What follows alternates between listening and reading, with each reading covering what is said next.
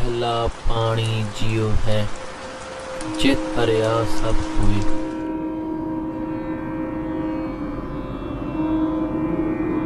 पानी नहीं तां जीवन नहीं।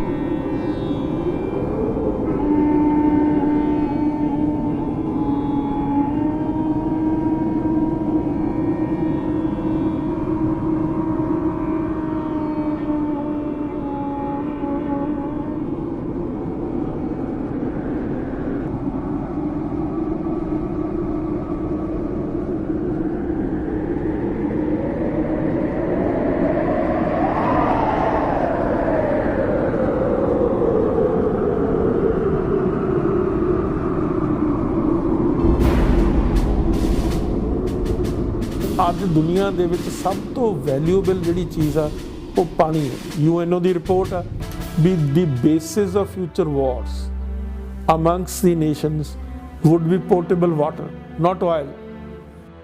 ਤੇ ਪੰਜਾਬ ਕੋਲੇ ਇੱਕੋ ਹੀ ਨੈਚੁਰਲ ਰਿਸੋਰਸ ਸੀਗਾ ਪਾਣੀ, ਤੇ ਉਹ ਵੀ ਸਾਡੇ ਤੋਂ ਖੋਹ ਲਿਆ। It's an ideology. ਪੰਜਾਬ ਬਹੁਤ ਜਲਦੀ ਡੈਜ਼ਰਟ 'ਚ ਕਨਵਰਟ ਹੋ ਜਾਏਗਾ।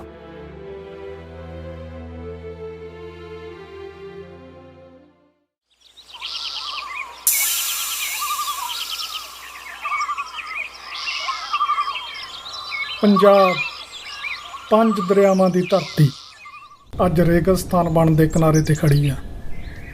ਪੰਜਾਬ ਦੇ ਕੁੱਲ 138 ਬਲਾਕਾਂ ਵਿੱਚੋਂ 111 ਬਲਾਕਾਂ ਦਾ ਧਰਤੀ ਹੇਠਲਾ ਪਾਣੀ ਲਗਭਗ ਖਤਮ ਆ। ਨਾਸਾ ਵਰਗੇ ਦੁਨੀਆ ਦੇ ਨਾਮਵਰ ਅਦਾਰਿਆਂ ਨੇ ਇਹ ਸਾਫ਼ ਕਹਿਤਾ ਕਿ ਪੰਜਾਬ ਕੋਲ ਹੁਣ ਬਸ ਗਿਣਤੀ ਦੇ ਸਾਲਾਂ ਦਾ ਪਾਣੀ ਬਚਿਆ।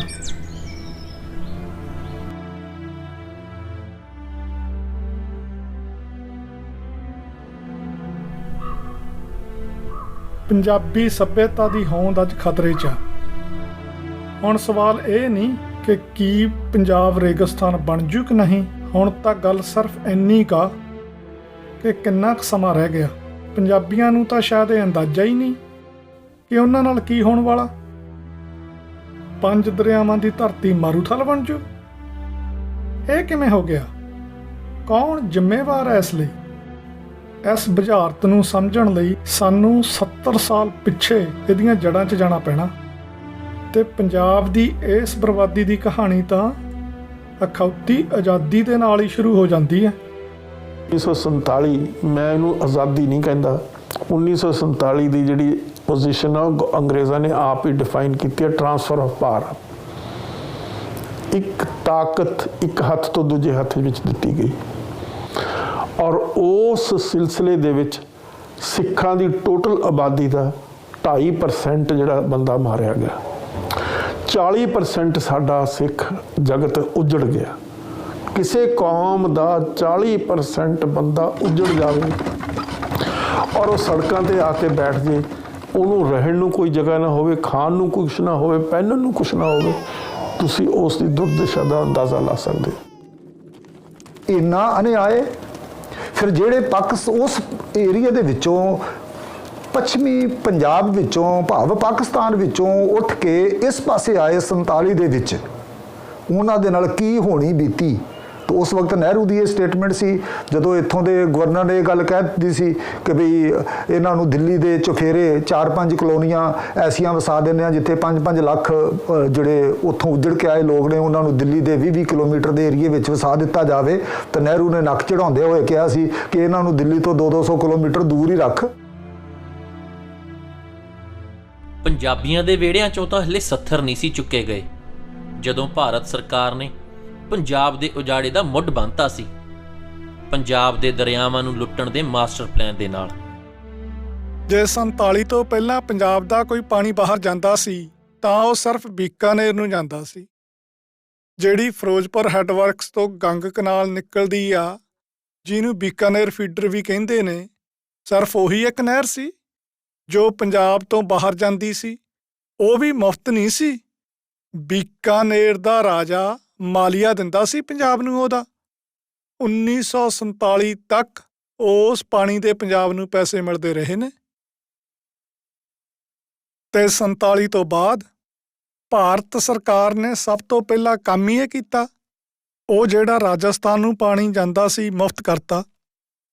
ਸਿਰਫ ਇੰਨਾ ਹੀ ਨਹੀਂ, 1950 'ਚ ਨਹਿਰੂ ਸਮੇਂ ਪੰਜਾਬ ਦੇ ਦਰਿਆਵਾਂ ਨੂੰ ਜੋੜਨ ਦੀ ਜਿਹੜੀ ਮਾਸਟਰ ਪਲਾਨ 'ਤੇ ਕੰਮ ਸ਼ੁਰੂ ਹੋਇਆ, ਉਂਝ ਤਾਂ ਇਹਦਾ ਬਲੂ ਪ੍ਰਿੰਟ 48 'ਚ ਹੀ ਤਿਆਰ ਹੋ ਗਿਆ ਸੀ, ਪਰ 50 'ਚ ਇਹਦੇ 'ਤੇ ਬਕਾਇਦਾ ਕੰਮ ਸ਼ੁਰੂ ਹੋ ਗਿਆ ਸੀ। ਜਦੋਂ ਗੁਲਜ਼ਾਰੀ ਲਾਲ ਨੰਦਾ ਕੇਂਦਰ 'ਚ ਸਿੰਚਾਈ ਤੇ ਊਰਜਾ ਦਾ ਮੰਤਰੀ ਸੀ, ਉਹ ਪਲੈਨਿੰਗ ਕਮਿਸ਼ਨ ਦਾ ਵਾਈਸ ਚੇਅਰਮੈਨ ਵੀ ਸੀ।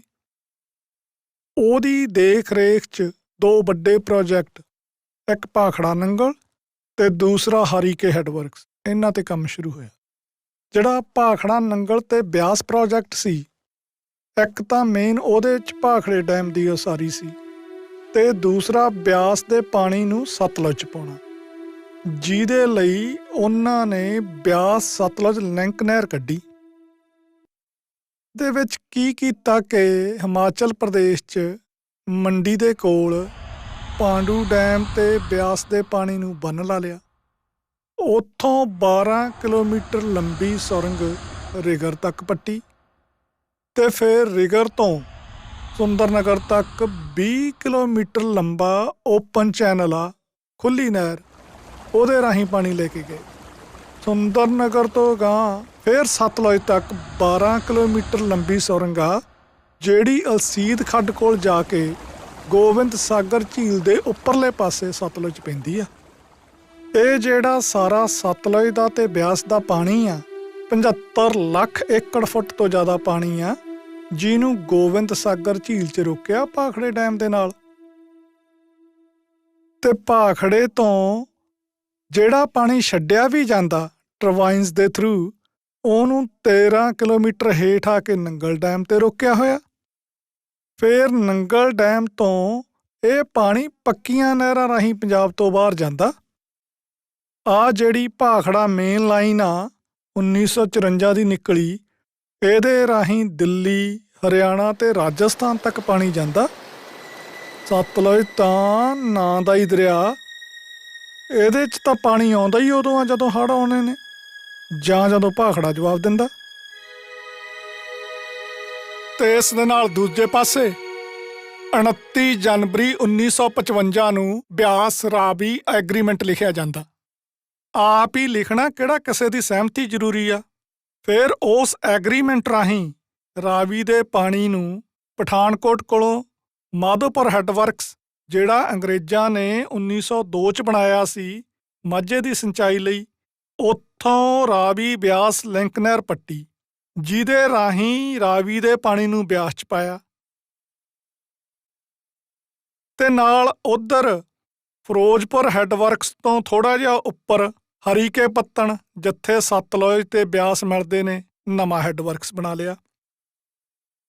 ਹੁਣ ਹਰੀਕੇ ਤੇ ਰਾਵੀ ਦਾ ਪਾਣੀ, ਬਿਆਸ ਦਾ ਪਾਣੀ ਤੇ ਸਤਲੁਜ ਦਾ ਬਚਦਾ ਪਾਣੀ ਸਾਰਾ ਰੋਕ ਲਿਆ। ਤੇ ਜਿਹੜਾ ਫਿਰੋਜ਼ਪੁਰ ਹੈਡਵਰਕ ਸੀ, ਜਿੱਥੋਂ ਚੜ੍ਹਦੇ ਤੇ ਲਹਿੰਦੇ ਪੰਜਾਬ ਲਈ ਨਹਿਰਾਂ ਨਿਕਲੀਆਂ ਸੀ ਅੰਗਰੇਜ਼ਾਂ ਵੇਲੇ ਦੀਆਂ, ਉਹਦੇ ਲਈ ਬਚਿਆ ਹੀ ਕੁਛ ਨਹੀਂ। ਪਰ ਹਰੀਕੇ ਤੋਂ 2 ਪੱਕੀਆਂ ਨਹਿਰਾਂ ਕੱਢਤੀਆਂ ਰਾਜਸਥਾਨ ਲਈ। ਇੱਕ ਤਾਂ ਬੀਕਾਨੇਰ ਫੀਡਰ ਨੂੰ ਸਪਲਾਈ ਦੇਣ ਲਈ 1953 'ਚ, ਤੇ ਦੂਸਰੀ ਇੰਦਰਾ ਗਾਂਧੀ ਨਹਿਰ, ਜਿਹਨੂੰ ਰਾਜਸਥਾਨ ਫੀਡਰ ਵੀ ਕਹਿੰਦੇ ਨੇ, 1961 'ਚ ਕੱਢੀ ਆ, ਜਿਹੜੀ ਜੈਸਲਮੇਰ ਤੱਕ ਜਾਂਦੀ ਆ ਪੰਜਾਬ ਦਾ ਪਾਣੀ ਲੈ ਕੇ। ਜਦੋਂ ਭਾਰਤ ਸਰਕਾਰ ਨੇ ਰਾਜਸਥਾਨ ਦੇ ਥਾਰ ਮਾਰੂਥਲ ਦੀ ਸਿੰਚਾਈ ਲਈ ਹਰੀਕੇ ਤੋਂ ਪੱਕੀਆਂ ਨਹਿਰਾਂ ਕੱਢਣ ਦੀ ਯੋਜਨਾ ਵਰਲਡ ਬੈਂਕ ਅੱਗੇ ਪੇਸ਼ ਕੀਤੀ, ਤਾਂ ਉਸਨੇ ਇਸ ਪ੍ਰੋਜੈਕਟ ਨੂੰ ਇੱਕ ਡੂਵੀਅਸ ਤੇ ਇਕਨੋਮਿਕਲੀ ਅਨਜਸਟੀਫਾਈਏਬਲ ਪ੍ਰੋਜੈਕਟ ਕਹਿ ਕੇ ਰੱਦ ਕਰ ਦਿੱਤਾ ਸੀ। ਵਰਲਡ ਬੈਂਕ ਦੇ ਮਾਹਰਾਂ ਦੀ ਟੀਮ ਤਾਂ ਇਹ ਕਹਿੰਦੀ ਆ ਕਿ ਆਹ ਜਿਹੜਾ ਕੰਮ ਤੁਸੀਂ ਕਰਨ ਲੱਗੇ ਹੋ, ਇਹ ਪਾਣੀਆਂ ਦੀ ਵੀ ਬਰਬਾਦੀ ਆ ਤੇ ਪੰਜਾਬ ਦੀ ਵੀ। ਪਰ ਉਸ ਦੇ ਬਾਵਜੂਦ ਨਹਿਰਾਂ ਕੱਢਤੀਆਂ। 650 ਕਿਲੋਮੀਟਰ ਲੰਮੀ ਦਰਿਆਨੁਮਾ ਇਹ ਨਹਿਰ ਬੀਕਾਨੇਰ ਤੇ ਜੈਸਲਮੇਰ ਦੇ ਮਾਰੂਥਲ ਨੂੰ ਆਬਾਦ ਕਰਨ ਲਈ ਪੰਜਾਬ ਦਾ 7.6 ਮਿਲੀਅਨ ਏਕੜ ਫੁੱਟ ਪਾਣੀ ਲਿਜਾ ਰਹੀ ਹੈ। ਪੰਜਾਬੀਆਂ ਨੂੰ ਇਹ ਕਦੇ ਵੀ ਉਮੀਦ ਨਹੀਂ ਸੀ ਵੀ ਜੋ ਆਜ਼ਾਦੀ ਲਈ ਉਹਨਾਂ ਨੇ ਇੰਨੀਆਂ ਕੁਰਬਾਨੀਆਂ ਕੀਤੀਆਂ, ਉਹੀ ਆਜ਼ਾਦੀ ਉਹਨਾਂ ਦੇ ਪਾਣੀ, ਸੱਭਿਆਚਾਰ, ਬੋਲੀ, ਹਰ ਇੱਕ ਚੀਜ਼ ਨੂੰ ਹੜੱਪ ਕਰ ਜੂਗੀ। ਪੰਜਾਬ ਦਾ ਤੇ ਜਿਹੜਾ ਹਿੰਦੁਸਤਾਨ ਦਾ ਵਿੱਚ ਆਪਸ ਵਿੱਚ ਇੱਕ ਰਿਲੇਸ਼ਨਸ਼ਿਪ ਆ ਨਾ, ਇਹ 47 ਦੇ ਵਿੱਚ ਉਹਨੂੰ ਸਾਡਾ ਇੱਕ ਆਪਾਂ ਕਹਿੰਦੇ ਨਵਾਂ ਮਾਈਲਸਟੋਨ, ਇੱਕ ਨਵੇਂ ਤਰੀਕੇ ਨਾਲ ਬਾਹਰ ਆ ਰਿਹਾ, ਜਿਹੜਾ ਨਿਖਾਰ ਹੋਰ ਸਿੱਧੇ ਰੂਪ ਵਿੱਚ ਨਿਖਾਰ ਆ ਗਿਆ ਉਹਦਾ।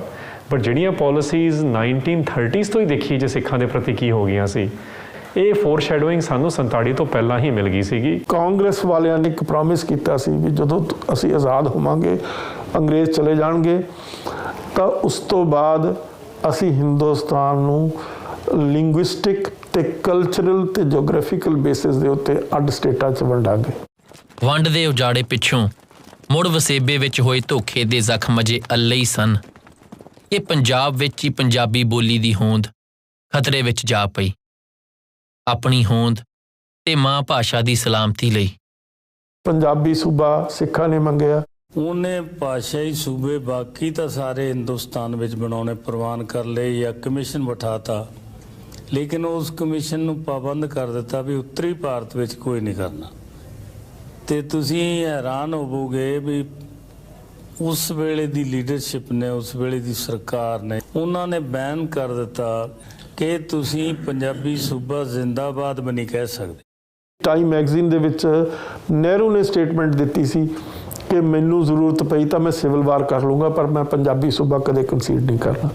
ਡੇਢ ਦਹਾਕੇ ਦੀ ਲੰਮੀ ਜੱਦੋ-ਜਹਿਦ ਤੋਂ ਬਾਅਦ It was a long run struggle in which about 65,000 people had to court arrest, and ultimately when Punjabi Suba was formed,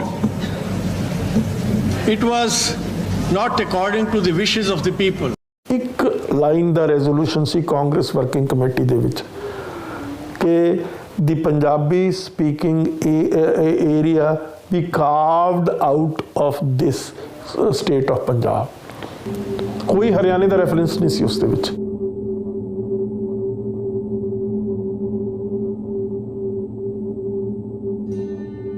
ਅਖੀਰ ਜਦ ਸਿੱਖ ਕੌਮ ਦੇ ਸਿਰੜ ਤੇ ਰਾਜਨੀਤਿਕ ਮਜਬੂਰੀ ਵਸ ਕੇਂਦਰ ਨੂੰ ਪੰਜਾਬੀ ਸੂਬੇ ਦੀ ਮੰਗ ਮੰਨਣੀ ਪਈ, ਤਾਂ ਉਸਨੇ ਨਾ ਸਿਰਫ ਪੰਜਾਬ ਦੀ ਰਾਜਧਾਨੀ ਚੰਡੀਗੜ੍ਹ ਤੇ ਬਹੁਤ ਸਾਰੇ ਪੰਜਾਬੀ ਬੋਲਦੇ ਇਲਾਕੇ ਪੰਜਾਬ ਤੋਂ ਵੱਖ ਕਰ ਦਿੱਤੇ, ਸਗੋਂ ਪੰਜਾਬ ਦੀ ਰੂਹ, ਪੰਜਾਬ ਦੇ ਦਰਿਆਈ ਪਾਣੀਆਂ ਤੇ ਵੀ ਪੂਰੀ ਤਰ੍ਹਾਂ ਕਬਜ਼ਾ ਕਰ ਲਿਆ।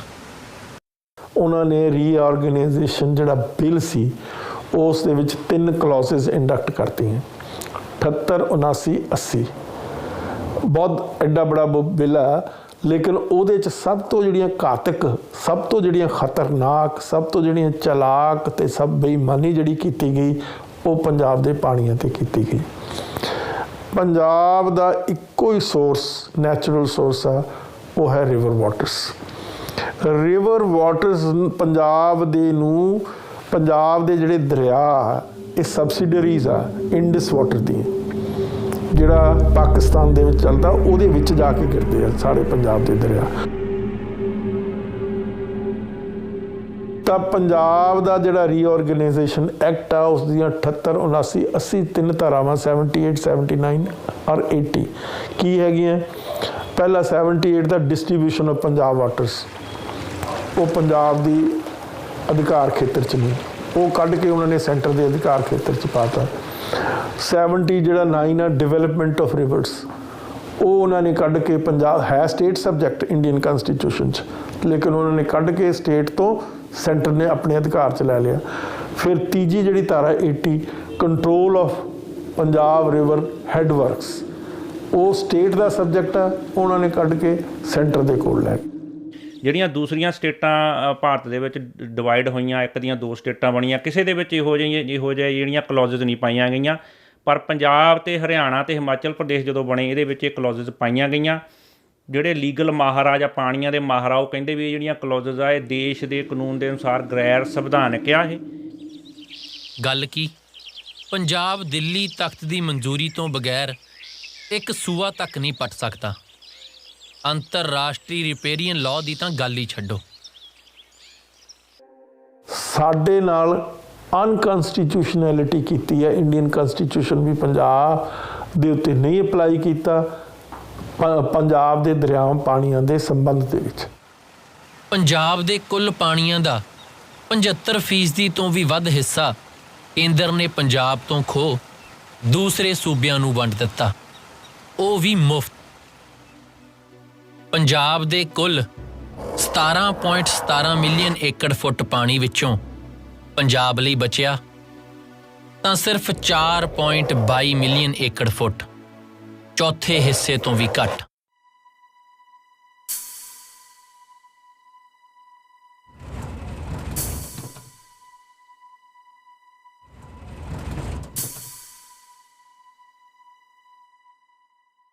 ਕੋਈ ਸਮਝੌਤਾ ਨਹੀਂ ਸੀ, ਕੋਈ ਸਹਿਮਤੀ ਨਹੀਂ ਸੀ ਪੰਜਾਬ ਦੀ।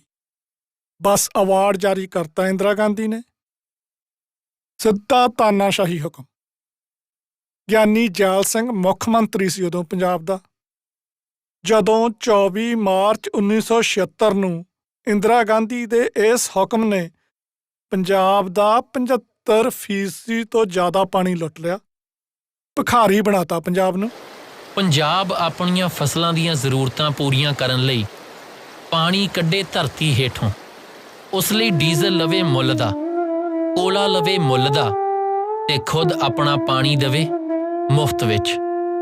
ਨਾ ਪੰਜਾਬ ਨੂੰ ਇਸ ਟਾਈਮ 69 ਮਿਲੀਅਨ ਏਕੜ ਫੁੱਟ ਪਾਣੀ ਦੀ ਲੋੜ ਆ, ਜਿਹਦੇ ਵਿੱਚੋਂ 54 ਮਿਲੀਅਨ ਏਕੜ ਸਾਨੂੰ ਸਾਡੀਆਂ ਐਗਰੀਕਲਚਰ ਦੀਆਂ ਲੋੜਾਂ ਪੂਰੀਆਂ ਕਰਨ ਲਈ ਚਾਹੀਦਾ, ਤੇ ਆਪਣਾ ਜਿਹੜਾ ਹੈਗਾ 10 ਮਿਲੀਅਨ ਏਕੜ ਫੁੱਟ ਚਾਹੀਦਾ ਸਾਨੂੰ ਸ਼ਹਿਰਾਂ ਦੀਆਂ ਜ਼ਰੂਰਤਾਂ ਲਈ, ਤੇ 5 ਮਿਲੀਅਨ ਏਕੜ ਚਾਹੀਦਾ ਸਾਨੂੰ ਜਿਹੜੀ ਸਾਡੀ ਇੰਡਸਟਰੀ ਆ ਉਹਦੀਆਂ ਜ਼ਰੂਰਤਾਂ ਪੂਰੀਆਂ ਕਰਨ ਲਈ। 1 ਮਿਲੀਅਨ ਏਕੜ ਫੁੱਟ ਪਾਣੀ ਦਾ ਭਾਵ ਆ ਜੇ 10 ਲੱਖ ਏਕੜਾਂ ਦੇ ਵਿੱਚ 1 ਫੁੱਟ ਪਾਣੀ ਭਰਿਆ ਹੋਵੇ।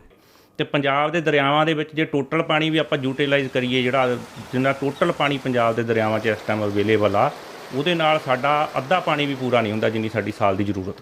ਪੰਜਾਬ ਦਾ ਇਕੱਲਾ ਪਾਣੀ ਹੀ ਨਹੀਂ ਲੁੱਟਿਆ, ਪਾਣੀ ਤੋਂ ਬਣਨ ਵਾਲੀ ਬਿਜਲੀ ਵੀ ਲੁੱਟ ਲਈ ਆ। ਅੱਜ ਪੰਜਾਬ ਦੀ ਇੰਡਸਟਰੀ ਆਖਰੀ ਸਾਹ 'ਤੇ ਆ। ਵੱਡੇ ਉਦਯੋਗਪਤੀਆਂ ਨੂੰ ਤਾਂ ਉਹਨਾਂ ਨੇ ਸਮਝਾਤਾ ਕਿ ਕੋਈ ਗੱਲ ਨਹੀਂ, ਗੁੜਗਾਉਂ ਆ ਜਾਓ, ਪਰ ਜਿਹੜੇ 2 ਲੱਖ ਦੇ ਕਰੀਬ ਛੋਟੇ ਉਦਯੋਗ ਨੇ ਪੰਜਾਬ 'ਚ, ਉਹ ਕਿੱਥੇ ਜਾਣਗੇ? ਹੁਣ ਦੇਖੋ, ਪੰਜਾਬ ਦਾ ਕਿਸਾਨ ਜਿਹਨੂੰ ਵੀ ਨਹਿਰੀ ਪਾਣੀ ਮਿਲਦਾ ਉਹ ਤਾਂ ਤਾਰਦਾ ਮਾਲੀਆ, ਉਸਦਾ ਮੁੱਲ ਮਿਲਦਾ ਉਸਨੂੰ, ਤੇ ਜਿਹੜਾ ਪੰਜਾਬ ਦਾ ਆਪਦਾ ਪਾਣੀ ਬਾਹਰਲੇ ਸੂਬਿਆਂ ਨੂੰ ਜਾ ਰਿਹਾ ਉਹ ਮੁਫਤ ਜਾ ਰਿਹਾ। ਉਹ ਵੀ ਉਦੋਂ ਜਦੋਂ ਪੰਜਾਬ ਖੁਦ ਚੂਲੀ ਚੂਲੀ ਪਾਣੀ ਲਈ ਤਰਸ ਰਿਹਾ ਹੈ। ਇੰਦਰਾ ਗਾਂਧੀ ਦੇ ਇਸੇ ਧੱਕੇ ਚੋਂ ਤਾਂ ਅਨੰਦਪੁਰ ਸਾਹਿਬ ਦੇ ਮਤੇ ਦਾ ਜਨਮ ਹੁੰਦਾ। ਇੱਕ ਪਾਸੇ ਪੰਜਾਬ ਦਾ 75% ਤੋਂ ਜ਼ਿਆਦਾ ਪਾਣੀ ਪੰਜਾਬ ਤੋਂ ਬਾਹਰ ਜਾ ਰਿਹਾ ਹੈ, ਤੇ ਦੂਜੇ ਪਾਸੇ ਪੰਜਾਬ ਦਾ ਅੰਨਦਾਤਾ ਖੁਦ ਟਿਊਬਵੈੱਲਾਂ ਤੇ ਸਬਮਰਸੀਬਲਾਂ ਨਾਲ ਮੱਥਾ ਮਾਰ ਧਰਤੀ ਹੇਠੋਂ ਪਾਣੀ ਕੱਢਣ ਲਈ ਮਜਬੂਰ ਹੈ। ਅੱਜ ਪੰਜਾਬ ਦੇ ਵਿੱਚ 15-20 ਲੱਖ ਦੇ ਕਰੀਬ ਮਤਲਬ ਟਿਊਬਵੈੱਲ ਆ। ਪਹਿਲਾਂ ਜਿਹੜੀਆਂ ਸੀਗੀਆਂ ਮੋਟਰਾਂ ਉਤਲੇ ਲੈਵਲ ਤੋਂ ਪਾਣੀ ਚੱਕਦੀਆਂ ਸੀ ਤੇ ਬਹੁਤ ਘੱਟ ਕੋਸਟ ਪੈਂਦੀ ਸੀ। ਹੁਣ ਸਬਮਰਸੀਬਲ ਪੰਪ ਲਾਉਣੇ ਪੈ ਰਹੇ ਆ, ਹਰੇਕ ਸਾਲ ਬੋਰ ਡੂੰਘੇ ਕਰਨੇ ਪੈ ਰਹੇ। ਇਹ ਸਾਰੇ ਖਰਚੇ ਨੂੰ ਨਾ ਵੀ ਆਪਾਂ ਕਾਊਂਟ ਕਰੀਏ, ਜਿਹੜਾ ਕੱਲੀ ਬਿਜਲੀ ਦਾ ਖਰਚਾ ਆ ਰਿਹਾ ਪੰਜਾਬ ਵਾਲਿਆਂ ਦਾ, ਸਰਦਾਰ ਪ੍ਰੀਤਮ ਸਿੰਘ ਘੁੰਮੇਦਾਨ ਹੋਣਾ ਦੇ ਅਨੁਸਾਰ ਤਕਰੀਬਨ 2000 ਕਰੋੜ ਰੁਪਈਏ ਦੀ ਬਿਜਲੀ ਲੱਗ ਜਾਂਦੀ ਹਰੇਕ ਸਾਲ ਪੰਜਾਬ 'ਚ ਧਰਤੀ ਹੇਠਲਾ ਪਾਣੀ ਕੱਢਣ ਲਈ, ਜਿਹੜਾ ਅਸੀਂ ਪਾਣੀ ਯੂਟੀਲਾਈਜ਼ ਕਰਦੇ ਹਾਂ। ਦੁਨੀਆ 'ਚ ਪੰਜਾਬ ਵਰਗੇ ਬਹੁਤ ਘੱਟ ਅਜਿਹੇ ਖਿੱਤੇ ਨੇ ਜਿਨ੍ਹਾਂ ਹੇਠ ਕੁਦਰਤ ਨੇ ਨਿਰਮਲ ਪਾਣੀ ਦੇ ਸੋਮੇ ਸਿਰਜੇ। ਇਹਨਾਂ ਸੋਮਿਆਂ ਦੀ ਇਹ ਸਿਰਜਣਾ ਕੋਈ ਦਹਾਕਿਆਂ ਜਾਂ ਸਦੀਆਂ 'ਚ ਨਹੀਂ ਹੋਈ, ਸਗੋਂ ਯੁੱਗਾਂ ਵਿੱਚ ਹੋਈ ਹੈ। ਪੰਜਾਬ ਦੀ ਧਰਤੀ ਹੇਠਲੇ ਪਾਣੀ ਦਾ ਇਹ ਪਹਿਲਾ ਪੱਤਣ ਤਕਰੀਬਨ 20-25 ਫੁੱਟ ਡੂੰਘੀ ਇਸ ਰੇਤਲੀ ਤਹਿ ਵਿੱਚ ਮੌਜੂਦ ਸੀ, ਜਿਸ ਦੀ ਵਰਤੋਂ ਖੂਹਾਂ ਤੇ ਹੱਥ ਵਾਲੇ ਨਲਕਿਆਂ ਨਾਲ ਕੀਤੀ ਜਾਂਦੀ ਰਹੀ ਹੈ। ਇਹ ਸਬ ਸਰਫੇਸ ਵਾਟਰ ਜਾਂ ਅਨਕਨਫਾਈਨਡ ਐਕੁਇਫਰ ਪਾਣੀ ਦੀ ਉਹ ਤਹਿ ਜਿਸ ਦੇ ਪੱਧਰ ਵਿੱਚ ਵਾਧਾ ਜਾਂ ਘਾਟਾ ਇਸ ਦੀ ਵਰਤੋਂ ਅਤੇ ਮੀਂਹਾਂ ਨਾਲ ਇਸ ਦੇ ਮੁੜ ਰੀਚਾਰਜ ਹੋਣ ਦੀ ਮਾਤਰਾ 'ਤੇ ਨਿਰਭਰ ਕਰਦਾ ਹੈ। ਪੰਜਾਬ ਦੇ ਪਾਣੀ ਦੀ ਪਹਿਲੀ ਤਹਿ ਤਾਂ ਕਈ ਦਹਾਕਿਆਂ ਤੋਂ ਖੁਸ਼ਕ ਹੋ ਚੁੱਕੀ ਹੈ। ਜੇਕਰ ਲਗਾਤਾਰ ਕਈ ਸਾਲ ਭਾਰੀ ਮੀਂਹਾਂ ਤੇ ਦਰਿਆਈ ਪਾਣੀਆਂ ਦੀ ਖੁੱਲ੍ਹੀ ਵਰਤੋਂ ਨਾਲ ਪਾਣੀ ਦੀ ਇਹ ਸਤ੍ਹਾ ਥੋੜ੍ਹੀ ਬਹੁਤੀ ਮੁੜ ਰੀਚਾਰਜ ਹੋ ਵੀ ਜਾਂਦੀ ਹੈ, ਤਾਂ ਵੀ ਇਹ ਪਾਣੀ ਨਾ ਤਾਂ ਪੀਣ ਦੇ ਯੋਗ ਬਚਿਆ ਤੇ ਨਾ ਹੀ ਖੇਤੀ ਦੇ। ਕੈਮੀਕਲਾਂ, ਦਵਾਈਆਂ, ਖਾਦਾਂ ਤੇ ਫੈਕਟਰੀਆਂ ਦੀ ਗੰਦਗੀ ਨੇ ਇਸ ਪਾਣੀ ਵਿੱਚ ਇੰਨੀ ਜ਼ਿਆਦਾ ਜ਼ਹਿਰ ਮਿਲਾ ਦਿੱਤੀ ਹੈ ਕਿ ਇਸ ਦਾ ਕੋਈ ਹੱਲ ਨਹੀਂ ਬਚਿਆ। ਪੰਜਾਬ ਨੂੰ ਦਰਿਆਈ ਪਾਣੀ ਨਾ ਮਿਲਣ ਦਾ ਸਿਰਫ ਇਹੀ ਇੱਕ ਨੁਕਸਾਨ ਨਹੀਂ ਹੋਇਆ ਕਿ ਸਾਨੂੰ ਧਰਤੀ ਹੇਠਲਾ ਪਾਣੀ ਵਰਤਣਾ ਪਿਆ, ਸਗੋਂ ਉਸ ਦਾ ਇੱਕ ਹੋਰ ਬਹੁਤ ਵੱਡਾ ਨੁਕਸਾਨ ਹੋਇਆ। ਉਹ ਇਹ ਕਿ ਸਾਡੀ ਜ਼ਮੀਨ ਦੇ ਕੁਦਰਤੀ ਤੱਤ ਖਤਮ ਹੋ ਗਏ।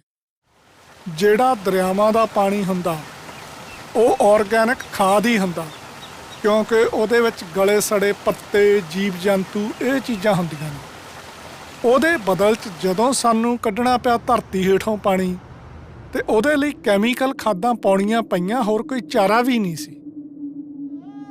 60-70 ਫੁੱਟ ਡੂੰਘੀ ਪਾਂਡੂ ਦੇ ਹੇਠਾਂ ਵਾਲੀ ਸਾਫ਼ ਪਾਣੀ ਦੀ ਇਹ ਦੂਜੀ ਤਹਿ ਕਨਫਾਈਨਡ ਐਕਿਊਫਰ, ਜਿਸ ਨੂੰ ਅਸੀਂ ਪਾਂਡੂ ਦੇ ਵਿੱਚੋਂ ਹੀ ਬੋਰ ਕਰਕੇ ਵਰਤਣਾ ਸ਼ੁਰੂ ਕੀਤਾ ਸੀ, ਉਹ ਵੀ ਕਦੋਂ ਦੀ ਖਤਮ ਹੋ ਚੁੱਕੀ ਹੈ।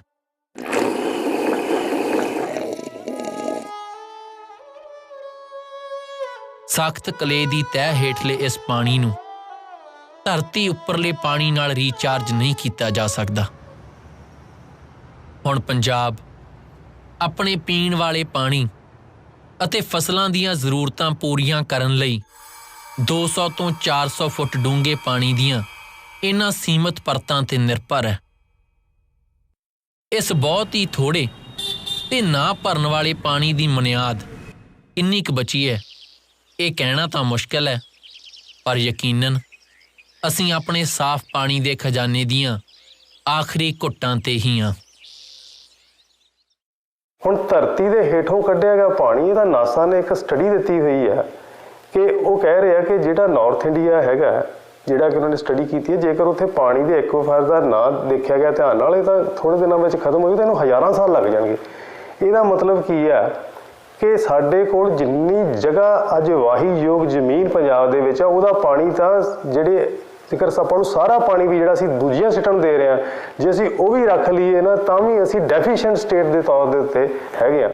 ਪੰਜਾਬ ਦੇ ਜ਼ਮੀਨ ਹੇਠਲਾ ਪਾਣੀ ਅੱਜ ਜਿਸ ਪੱਧਰ ਤੇ ਪਹੁੰਚ ਚੁੱਕਾ ਹੈ, ਪੰਜਾਬ ਬਹੁਤ ਜਲਦੀ ਡੈਜ਼ਰਟ 'ਚ ਕਨਵਰਟ ਹੋ ਜਾਏਗਾ। 5 ਦਰਿਆਵਾਂ ਦੀ ਇਸ ਧਰਤੀ ਕੋਲ ਤਾਂ ਅੱਜ ਪੀਣ ਲਈ ਪੂਰਾ ਪਾਣੀ ਨਹੀਂ। ਬਹੁਤ ਛੇਤੀ ਪੰਜਾਬ ਦੇ ਲੋਕਾਂ ਕੋਲ ਮੁੱਲ ਦੇ ਪਾਣੀ ਤੋਂ ਬਿਨਾਂ ਪੀਣ ਲਈ ਸਾਫ਼ ਪਾਣੀ ਦਾ ਤੁਪਕਾ ਨਹੀਂ ਹੋਵੇਗਾ। ਗ੍ਰੀਨ ਰੈਵੋਲੂਸ਼ਨ ਜਿਹੜਾ ਆ, ਉਹਨੇ ਸਾਡੀ ਸਟੇਟ ਦੀ ਤਬਾਹੀ ਕੀਤੀ ਹੈ। ਅਸਲ ਦੇ ਵਿੱਚ ਜਿਹੜਾ ਇਹ ਸਾਨੂੰ ਐਜ਼ ਐਕਸਪੈਰੀਮੈਂਟ ਸਟੇਟ ਦੇ ਤੌਰ ਤੇ ਯੂਜ਼ ਕਰ ਲਿਆ, ਉਹ ਬੀਜ ਵੀ ਉਸ ਤਰੀਕੇ ਦੀ ਸੀ ਜਿਨ੍ਹਾਂ ਨੂੰ ਖਾਦ ਦੀ ਲੋੜ ਸੀਗੀ, ਔਰ ਖਾਦ ਦੇ ਨਾਲ ਨਾਲ ਪਾਣੀ ਦੀ ਬਹੁਤਾਤ ਵਿੱਚ ਲੋੜ ਸੀਗੀ। ਰਹੀ ਗੱਲ ਕਣਕ ਤੇ ਝੋਨੇ ਦੇ ਬਦਲਦੀ, ਉਹਦੀ ਮੰਡੀ ਕਿੱਥੇ ਆ? ਕੀ ਕਰੀਏ, ਉੱਥੇ ਹੁਣ ਕਣਕ ਬੀਜੀ ਆ, ਫਿਰ ਕਮਾਦ ਲਾ ਲਓ ਬਾਪੂ। ਕਮਾਦ ਮੇਰਾ ਹੀ ਘੱਟ ਆ, ਉੱਥੇ ਸਾਨੂੰ ਉਹ ਬੈਂਕ ਵਾਲੇ ਨਹੀਂ ਕੋਈ ਦਿੰਦੇ, ਉਹ ਉੱਥੇ ਜਿਹੜੀ ਹੈਗੇ ਆ ਉਹ ਵੱਧ ਤੋਲਦੇ ਆ, ਨਾ ਉੱਥੇ ਸਾਨੂੰ ਕੋਈ ਬਾਰੀ ਆ, ਨਾ ਉੱਥੋਂ ਪੈਸਾ ਮਿਲਣਾ। ਹਾਰ ਕੇ ਅਸੀਂ ਦੁਖੀ ਹੋ ਕੇ ਪੱਟ ਬੈਠੇ ਆ। ਹੁਣ ਸਾਡੇ ਕੋਲ ਕੁਛ ਨਹੀਂ, ਨਾ ਗੰਨਾ ਚੂਪਣ ਨੂੰ ਵੀ ਹੈ ਨਹੀਂ ਕਿਤੇ। ਅਸੀਂ ਜਿਹੜਾ ਜਿਹਨੂੰ ਰੈਵੋਲੂਸ਼ਨ ਦਾ ਨਾਂ ਦਿੱਤਾ ਗਿਆ, ਅਸਲ 'ਚ ਉਹ ਸਾਡੀ ਜੈਨੋਸਾਈਡ ਹੀ ਹੈ। ਉਹ ਸਾਡੀ ਇਕਨੋਮਿਕ ਜੈਨੋਸਾਈਡ ਦਾ ਹਿੱਸਾ, ਜਿਹੜਾ ਕਿ ਸਾਨੂੰ ਪਤਾ ਨਹੀਂ ਲੱਗਿਆ। 1 ਕਿਊਸਿਕ ਪਾਣੀ ਦੇ ਫਲੋ ਦੀ ਕੀਮਤ ਸਾਲ ਦੀ 1.25 ਕਰੋੜ ਰੁਪਈਆ, ਉਹਦੇ ਹਿਸਾਬ ਨਾਲ ਤਕਰੀਬਨ 22,000 ਕਰੋੜ ਰੁਪਈਆ ਹਰੇਕ ਸਾਲ ਇਹਦੀ ਜਿਹੜੀ ਕੀਮਤ ਬਣ ਜਾਂਦੀ, ਜਿਹੜਾ ਪੰਜਾਬ ਦਾ ਫ੍ਰੀ ਦੇ ਵਿੱਚ ਪਾਣੀ ਦੂਜੀਆਂ ਸਟੇਟਾਂ ਨੂੰ ਜਾ ਰਿਹਾ, ਨਾਨ ਰਾਈਪੇਰੀਅਨ ਸਟੇਟਾਂ ਨੂੰ ਜਾ ਰਿਹਾ। ਜਿਹੜਾ ਪੰਜਾਬ ਦੇ ਪਾਣੀਆਂ ਦੀ ਲੁੱਟ ਦੀ ਕਹਾਣੀ ਇੱਥੇ ਹੀ ਖਤਮ ਨਹੀਂ ਹੁੰਦੀ। 1984 ਦੇ ਘੱਲੂ ਘਾਰੇ ਦੀ ਜੜ, ਸਤਲੁਜ ਜਮਨਾ ਲਿੰਕ ਨਹਿਰ ਦਾ ਨਿਰਮਾਣ ਹਾਲੇ ਬਾਕੀ ਹੈ। 1980 'ਚ ਜਦੋਂ ਐਮਰਜੈਂਸੀ ਤੋਂ ਬਾਅਦ ਇੰਦਰਾ ਗਾਂਧੀ ਫਿਰ ਤਾਕਤ 'ਚ ਆਉਂਦੀ ਆ, ਉਦੋਂ ਤਿੰਨੇ ਸੂਬਿਆਂ 'ਚ ਪੰਜਾਬ, ਹਰਿਆਣਾ ਤੇ ਰਾਜਸਥਾਨ 'ਚ ਕਾਂਗਰਸ ਦੀ ਸਰਕਾਰ ਸੀ। ਤਾਂ 31 ਦਸੰਬਰ 1981 ਨੂੰ ਇੰਦਰਾ ਗਾਂਧੀ ਤਿੰਨੋਂ ਮੁੱਖ ਮੰਤਰੀਆਂ ਨੂੰ ਸੱਦ ਕੇ ਉਹਨਾਂ ਤੋਂ ਸਮਝੌਤੇ ਤੇ ਦਸਤਖਤ ਕਰਵਾਉਂਦੀ ਆ, ਜਿਹਦੇ ਨਾਲ ਜਿਹੜਾ ਮਾਰਚ 1976 ਵਾਲਾ ਅਵਾਰਡ ਸੀ, ਅਕਾਰਡ 'ਚ ਬਦਲ ਜਾਂਦਾ, ਐਗਰੀਮੈਂਟ ਬਣ ਜਾਂਦਾ। ਦਰਬਾਰਾ ਸਿੰਘ ਉਦੋਂ ਪੰਜਾਬ ਦਾ ਮੁੱਖ ਮੰਤਰੀ ਸੀ ਤੇ ਨਾਲ ਦੀ ਨਾਲ ਉਹ ਪੰਜਾਬ ਪ੍ਰਦੇਸ਼ ਕਾਂਗਰਸ ਦਾ ਪ੍ਰੈਜ਼ੀਡੈਂਟ ਸੀ। ਇੰਦਰਾ ਗਾਂਧੀ ਨੇ ਉਸ ਤੋਂ ਪ੍ਰੈਜ਼ੀਡੈਂਟਸ਼ਿਪ ਪੰਜਾਬ ਪ੍ਰਦੇਸ਼ ਕਾਂਗਰਸ ਕਮੇਟੀ ਦੀ ਖੋਲੀ ਤੇ ਉਸ ਨੂੰ ਇਸ ਗੱਲ ਦਾ ਡਰ ਦਿੱਤਾ ਕਿ ਤੈਨੂੰ ਮੈਂ ਚੀਫ ਮਿਨਿਸਟਰੀ ਤੋਂ ਵੀ ਖਤਮ ਕਰ ਦੂੰ, ਕਾਰਜ ਕਰ ਦੂੰਗੀ ਜੇ ਤੂੰ ਇਹ ਐਗਰੀਮੈਂਟ ਨਹੀਂ ਕਰੇਗਾ। ਪੰਜਾਬ ਦੀ ਲਾਈਫਲਾਈਨ ਤਾਂ ਹੈ ਹੀ ਪਾਣੀ, ਤੇ ਉਹ ਉਸ ਦੀਆਂ ਆਪਣੀਆਂ ਜ਼ਰੂਰਤਾਂ ਲਈ ਹੀ ਪੂਰਾ ਨਹੀਂ। ਫਿਰ ਇੰਦਰਾ ਗਾਂਧੀ ਨੇ ਉਸ ਦੇ ਮੁਤਾਬਕ SYL ਦੀ ਨੀਂਹ ਰੱਖੀ, ਸਤਲੁਜ ਯਮੁਨਾ ਲਿੰਕ ਕੈਨਾਲ ਦੀ ਨੀਂਹ ਰੱਖੀ। 8 ਅਪ੍ਰੈਲ 1982 ਨੂੰ ਇੰਦਰਾ ਗਾਂਧੀ ਕਪੂਰੀ 'ਚ SYL ਨੂੰ ਟੱਕ ਲਾਉਂਦੀ ਹੈ ਤੇ ਉਸ ਤੋਂ ਅਗਲੇ ਦਿਨ 9 ਅਪ੍ਰੈਲ ਨੂੰ ਅਕਾਲੀ ਦਲ ਨੇ ਕਪੂਰੀ ਤੋਂ ਨਹਿਰ ਰੋਕੂ ਮੋਰਚੇ ਦਾ ਐਲਾਨ ਕਰਤਾ। ਸਿੱਖਾਂ ਨੇ ਇੱਕ ਵਾਰ ਫਿਰ ਪੰਜਾਬ ਦੀ ਸਾਹ ਰਗ ਨੂੰ ਬਚਾਉਣ ਲਈ ਤੇ ਇਹ 121 ਕਿਲੋਮੀਟਰ ਲੰਬੀ ਸਤਲੁਜ ਯਮੁਨਾ ਲਿੰਕ ਨਹਿਰ, ਜਿਸ ਨੇ ਪੰਜਾਬ ਦਾ 3.5 ਮਿਲੀਅਨ ਏਕੜ ਫੁੱਟ ਪਾਣੀ ਲੈ ਕੇ ਜਾਣਾ ਸੀ, ਉਸ ਨੂੰ ਰੋਕਣ ਲਈ ਕਪੂਰੀ ਮੋਰਚਾ ਲਾ ਦਿੱਤਾ। ਮੋਰਚੇ ਦੇ ਵਿੱਚ ਧੱਕਾ ਹੋਇਆ ਤਾਂ 4 ਅਗਸਤ 1982 ਨੂੰ ਅਕਾਲੀ ਦਲ ਨੇ ਉਸ ਮੋਰਚੇ ਨੂੰ ਕਪੂਰੀ ਤੋਂ ਬਦਲ ਕੇ ਅੰਮ੍ਰਿਤਸਰ ਲੈ ਆਂਦਾ। ਹੁਣ ਦਿੱਲੀ ਦੇ ਮੁੱਢ ਹਰਿਆਣੇ ਦੇ ਬਾਰਡਰ ਤੇ ਬੈਠ ਕੇ ਇਹ ਮੋਰਚਾ ਜਾਰੀ ਰੱਖਣਾ ਕੋਈ ਸੌਖਾ ਕੰਮ ਤਾਂ ਹੈ ਨਹੀਂ ਸੀ। ਉਹ ਵੀ ਉਦੋਂ ਜਦੋਂ ਚਾਰੇ ਪਾਸੇ ਕਾਂਗਰਸ ਦੀਆਂ ਸਰਕਾਰਾਂ ਹੋਣ। ਇਹਨਾਂ ਹਾਲਾਤਾਂ 'ਚ ਭਜਨ ਲਾਲ ਦੇ ਗੁੰਡੇ ਕਪੂਰੀ 'ਚ ਕੀ ਨਹੀਂ ਸੀ ਕਰ ਸਕਦੇ। ਇਸ ਦਾ ਨਮੂਨਾ ਤਾਂ ਸਿੱਖਾਂ ਨੇ ਪੰਜਾਬੀ ਸੂਬੇ ਦੇ ਮੋਰਚੇ ਵੇਲੇ ਦੇਖਿਆ ਹੋਇਆ ਸੀ।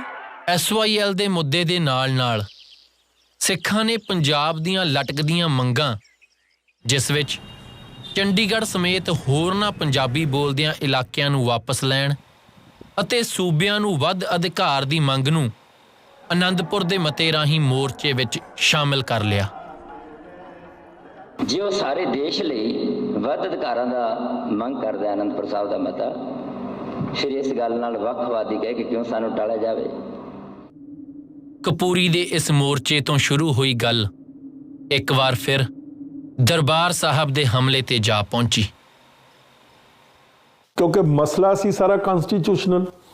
36 ਮੀਟਿੰਗਾਂ ਹੋਈਆਂ। 36 ਮੀਟਿੰਗਾਂ ਦੇ ਵਿੱਚ ਇਹ ਕਿਹਾ ਗਿਆ ਵੀ ਭਾਈ ਜੋ ਹਿੰਦੁਸਤਾਨ ਦਾ ਵਿਧਾਨ ਹੈ ਉਸ ਦੇ ਮੁਤਾਬਕ ਪੰਜਾਬ ਦੇ ਪਾਣੀਆਂ ਦਾ ਜਿਹੜਾ ਮਸਲਾ ਹੈ ਉਸ ਨੂੰ ਤੁਸੀਂ ਸੈਟਲ ਕਰੋ। To our great disappointment, issues could not be clinched. ਇਸ ਵਾਰ ਭਾਰਤ ਦੀ ਸਰਕਾਰ ਸਿੱਖ ਕੌਮ ਨੂੰ ਅਜਿਹਾ ਸਬਕ ਸਿਖਾਉਣਾ ਚਾਹੁੰਦੀ ਸੀ ਕਿ ਉਹ ਮੁੜ ਸਿਰ ਚੁੱਕਣ ਦੀ ਜੁਰਅਤ ਨਾ ਕਰਨ। ਉਹਨਾਂ ਨੇ ਪੰਜਾਬ ਦੇ ਵਿੱਚ ਸਿੱਖ ਫਾਰਮਰਸ ਨੂੰ ਖਤਮ ਕਰਨਾ ਸੀ, ਪੰਜਾਬ ਦੀ ਇਕਨੋਮੀ ਨੂੰ ਡਿਸਟਰੋਏ ਕਰਨਾ ਸੀ, ਕਿਉਂਕਿ ਸਾਡੀ ਜਿਹੜੀ ਇਕਨੋਮੀ ਹੈ ਐਗਰੀਕਲਚਰ ਬੇਸਡ ਇਕਨੋਮੀ ਹੈ। ਜੇਕਰ ਵੇਖਦੇ ਹੋ ਕਿਸੇ ਕੌਮ ਨੂੰ ਖਤਮ ਕਰਨ ਦੇ ਵਿੱਚ ਤੇ ਇਹੀ ਜਿਹੜੇ ਉਹਦੇ ਆਰਥਿਕ ਸਰੋਤਾਂ ਦਾ ਲੱਕ ਤੋੜਿਆ ਜਾਂਦਾ ਹੈ। ਉਹ ਤੁਸੀਂ ਆਜ਼ਾਦੀ ਤੋਂ ਪਹਿਲਾਂ ਵੀ ਵੇਖ ਲਓ ਤੇ ਬਾਅਦ 'ਚ ਹੀ ਵੇਖ ਲਓ, ਪੰਜਾਬ ਦੇ ਆਰਥਿਕ ਸਰੋਤਾਂ ਦਾ ਲੱਕ ਹਮੇਸ਼ਾ ਤੋੜਿਆ ਜਾਂਦਾ ਰਿਹਾ। ਉਹ ਸਾਰੀ ਚੀਜ਼ ਨੂੰ ਡਾਇਵਰਟ ਕਰਨ ਦੇ ਲਈ ਇੱਕ ਕੰਪਲਸ਼ਨ ਬਣ ਗਈ ਇੰਦਰਾ ਗਾਂਧੀ ਦੀ ਕਿ ਇਹ ਸਾਰੇ ਮਸਲੇ ਨੂੰ ਲਾ ਐਂਡ ਆਰਡਰ 'ਚ ਕਨਵਰਟ ਕਰ ਦਿਓ। ਤੋ ਉਸ ਪ੍ਰੋਬਲਮ ਨੂੰ ਕਨਸਟੀਟਿਊਸ਼ਨਲ ਪ੍ਰੋਬਲਮ ਨੂੰ ਡਾਇਵਰਟ ਕਰ ਦਿੱਤਾ into a law and order problem. ਇਹ ਇੰਦਰਾ ਗਾਂਧੀ ਦੀ ਬਦਨੀਤੀ, ਬੇਈਮਾਨੀ ਤੇ ਸ਼ਰਾਰਤ। ਪੰਜਾਬ ਅੰਦਰ ਫਿਰਕੂ ਮਾਹੌਲ ਪੈਦਾ ਕਰਨ ਤੇ ਮੋਰਚੇ ਵਿਰੁੱਧ ਜ਼ਹਿਰ ਉਗਲਣ 'ਚ ਜਲੰਧਰ ਦੀ ਮਹਾਸ਼ਾ ਪ੍ਰੈਸ ਤੇ ਆਰਿਆ ਸਮਾਜੀ ਤਾਂ ਕੇਂਦਰ ਦੀ ਸਰਕਾਰ ਨਾਲੋਂ ਵੀ 4 ਕਦਮ ਅੱਗੇ ਹੋ ਨਿਬੜੇ। ਜਿਹੜੀ ਪ੍ਰੈਸ ਹੈ, ਫ੍ਰੀ ਪ੍ਰੈਸ ਜਿਹੜੀ ਅੱਜ ਦੇ ਯੁੱਗ 'ਚ ਕਿਹਾ ਜਾਂਦਾ, ਇਹ ਹੈ ਹੀ ਇਹ ਇਸ ਕਿਸਮ ਦੇ ਪਾਰਲੀਮੈਂਟਰੀ ਜਾਂ ਡੈਮੋਕ੍ਰੈਟਿਕ ਸੈਟਅਪ ਦਾ ਹੀ ਹਿੱਸਾ। ਜਿੰਨੇ ਵੀ ਇੰਸਟੀਟਿਊਸ਼ਨਸ ਹੁੰਦੇ ਇਹਨਾਂ ਦੇ, ਉਹ ਕੋਈ ਵੀ ਇੰਸਟੀਟਿਊਸ਼ਨ ਇਹੋ ਜਿਹਾ ਨਹੀਂ ਜਿਹਨੇ ਕੰਟਰੀਬਿਊਟ ਨਾ ਕੀਤਾ ਹੋਵੇ ਆਪਦੇ ਹਿਸਾਬ ਨਾਲ, ਆਪਦੇ ਐਂਗਲ ਤੋਂ। ਇੱਕ ਪਾਸੇ ਤਾਂ ਪ੍ਰਧਾਨ ਮੰਤਰੀ 2 ਜੂਨ ਤੱਕ ਆਪਣੇ ਭਾਸ਼ਣਾਂ ਰਾਹੀਂ ਇਹ ਕਹਿੰਦੀ ਰਹੀ ਕਿ ਦਰਬਾਰ ਸਾਹਿਬ ਤੇ ਕੋਈ ਪੁਲਿਸ ਕਾਰਵਾਈ ਨਹੀਂ ਕੀਤੀ ਜਾਵੇਗੀ, ਅਤੇ ਦੂਸਰੇ ਪਾਸੇ ਇਸ ਹਮਲੇ ਦੀਆਂ ਤਿਆਰੀਆਂ ਤਾਂ 1982 ਵਿੱਚ ਹੀ ਸ਼ੁਰੂ ਹੋ ਗਈਆਂ ਸਨ।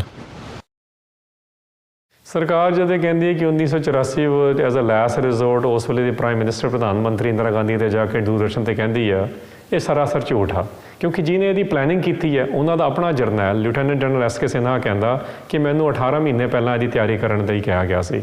ਉਹ ਤਾਂ ਇੱਥੇ ਤੱਕ ਕਹਿੰਦਾ ਮੈਂ ਤਿਆਰੀ ਵੀ ਕਰ ਲਈ ਸੀ ਅਤੇ ਮੈਂ personal as a citizen of India ਵੀ ਮੈਂ ਕਿਹਾ ਕਿ ਇਹ ਪੋਲੀਟੀਕਲ ਮਾਮਲਾ ਹੈਗਾ, ਮੈਨੂੰ ਦੱਸੋ, ਮੈਂ ਇਹਦੀ ਮੀਡੀਏਸ਼ਨ ਕਰਾਉਣ ਲਈ ਤਿਆਰ ਹਾਂ as a citizen of India. ਉਹ ਵੀ ਗੱਲ ਠੁਕਰਾ ਦਿੱਤੀ PMO ਆਫਿਸ ਨੇ। ਇਹਦਾ ਮਤਲਬ ਹੈ ਕਿ ਤਿਆਰੀਆਂ ਤਾਂ 82 'ਚ ਹੋ ਰਹੀਆਂ ਨੇ ਤੇ ਉਦੋਂ 82 ਤੱਕ ਤਾਂ ਹਰਿਮੰਦਰ ਸਾਹਿਬ ਦੇ ਉੱਪਰ ਕੋਈ ਮੋਰਚਾਬੰਦੀ ਨਹੀਂ। ਤੇ ਫਿਰ ਦਰਬਾਰ ਸਾਹਿਬ ਤੇ ਹਮਲੇ ਲਈ ਜੋ ਦਿਨ ਚੁਣਿਆ ਗਿਆ, ਇਹਨਾਂ ਨੇ ਜਾਣ ਬੁੱਝ ਕੇ ਗੁਰੂ ਅਰਜਨ ਮਹਾਰਾਜ ਜੀ ਦਾ ਸ਼ਹੀਦੀ ਪੁਰਬ ਵਾਲਾ ਦਿਹਾੜਾ ਚੁਣਿਆ ਤਾਂ ਕਿ ਸ਼ਹੀਦੀ ਪੁਰਬ ਤੇ ਵੱਧ ਤੋਂ ਵੱਧ ਸਿੱਖ ਸੰਗਤਾਂ ਦਰਬਾਰ ਸਾਹਿਬ ਦੇ ਅੰਦਰ ਆ ਜਾਣ ਤਾਂ ਕਿ ਉਹਨਾਂ ਸਾਰਿਆਂ ਦੀ ਕਤਲੇਆਮ ਕੀਤੀ ਜਾ ਸਕੇ। ਸੋ ਇਹ ਜਿਹੜਾ ਝੂਠ ਵਾਰ-ਵਾਰ ਦੁਹਰਾਇਆ ਜਾਂਦਾ, ਉਹਨਾਂ ਦੇ ਆਪਣੇ ਡਾਕੂਮੈਂਟਸ ਦੇ ਮੁਤਾਬਕ ਤੇ ਉਹਨਾਂ ਦੇ ਆਪਣੇ ਪਲੈਨਰਸ ਦੇ ਮੁਤਾਬਕ ਜਿੰਨੇ ਵੀ ਸਾਡੇ ਕੋਲ ਤੱਥ ਨੇ, ਫੈਕਟਸ ਨੇ, ਇਹ ਲੋਕਤੰਤਰ ਦੇ ਕੇਂਦਰ ਦੀ ਗੱਲ ਹੀ ਨਹੀਂ ਰਹਿ ਜਾਂਦੀ, ਕਿਉਂਕਿ ਲੋਕਤੰਤਰ ਦੇ ਕੇਂਦਰ ਉਸ ਵੇਲੇ ਸੈਮਾ ਡਿਕਟੇਟਰਸ਼ਿਪ ਫਾਰਮ ਵਿੱਚ ਬਾਹਰ ਆ ਚੁੱਕੇ ਸੀ ਤੇ ਉਹਨਾਂ ਦਾ ਜਰਨਲਿਸਟ ਨੂੰ ਬਾਹਰ ਕਰ ਦੇਣਾ ਪੂਰੇ ਪੰਜਾਬ 'ਚੋਂ। ਸੋ ਕੌਣ ਲੁਕਾ ਰਿਹਾ ਕਿਹੜੀ ਗੱਲ ਨੂੰ, ਬੜਾ ਜ਼ਾਹਿਰ ਹੈਗਾ। So we objected to this, and he said, you've got to go for your safety. So I argued with him. I said, look, if it's for our safety we've got to go, we should go in the daytime because it's dark now and it'll be unsafe. Of course, why I was actually arguing that was because if we went in the daytime, we might hope to see something.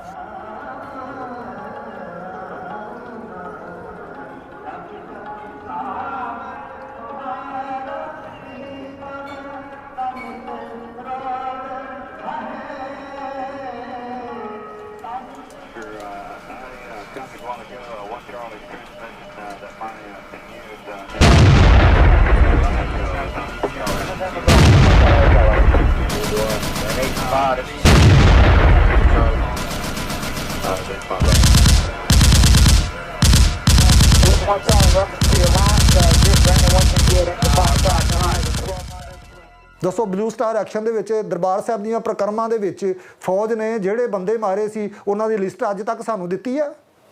2-2 ਮਹੀਨਿਆਂ ਦੇ ਬੱਚਿਆਂ ਨੂੰ ਤੁਸੀਂ ਠੁੱਡੇ ਮਾਰ-ਮਾਰ ਕੇ ਤੁਹਾਡੇ military ਵਾਲਿਆਂ ਨੇ ਉਹਨਾਂ ਨੂੰ ਕਤਲ ਕੀਤਾ। ਜਿਹੜੀਆਂ ਸੰਸਾਰ ਦੀਆਂ ਹਿਊਮਨ ਰਾਈਟਸ ਜਥੇਬੰਦੀਆਂ ਨੇ ਉਹਨਾਂ ਨੂੰ ਨਹੀਂ ਨਜ਼ਰ ਆਉਂਦਾ ਕਿ ਭਾਰਤ ਦੇ ਵਿੱਚ ਕੀ ਕੀਤਾ ਇਹਨਾਂ ਲੋਕਾਂ ਨੇ ਸਾਡੇ ਨਾਲ। ਦਿੱਲੀ ਤੋਂ 80 ਕਿਲੋਮੀਟਰ ਦੂਰ 1947 ਵਿੱਚ ਲਹਿੰਦੇ ਪੰਜਾਬ ਤੋਂ ਉੱਜੜ ਕੇ ਆਏ ਸਿੱਖਾਂ ਦਾ ਇਹ ਪਿੰਡ ਹੋਂਦ ਚਿੱਲੜ, ਜਿੱਥੇ ਅੱਜ ਸਿਵਾਏ ਇਹਨਾਂ ਖੰਡਰਾਂ ਦੇ ਕੁਝ ਵੀ ਨਹੀਂ।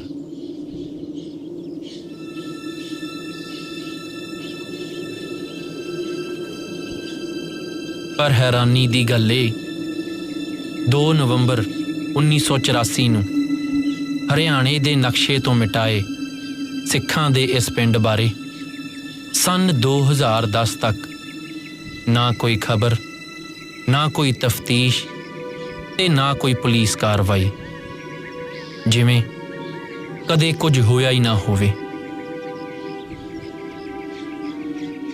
84 में इनके करीबन 12 बंदे थे जो होद गांव चिल्लड़ के नज़दीक है, वहाँ रहते थे सर।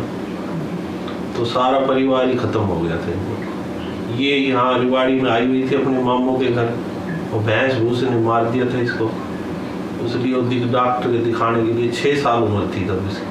12 बंदे थे, सारे ख़त्म हो गए थे, मम्मी पापा भाई बहन सारे जो भी थे 12 बंदे, दादा दादी बुआ सब वहीं थे।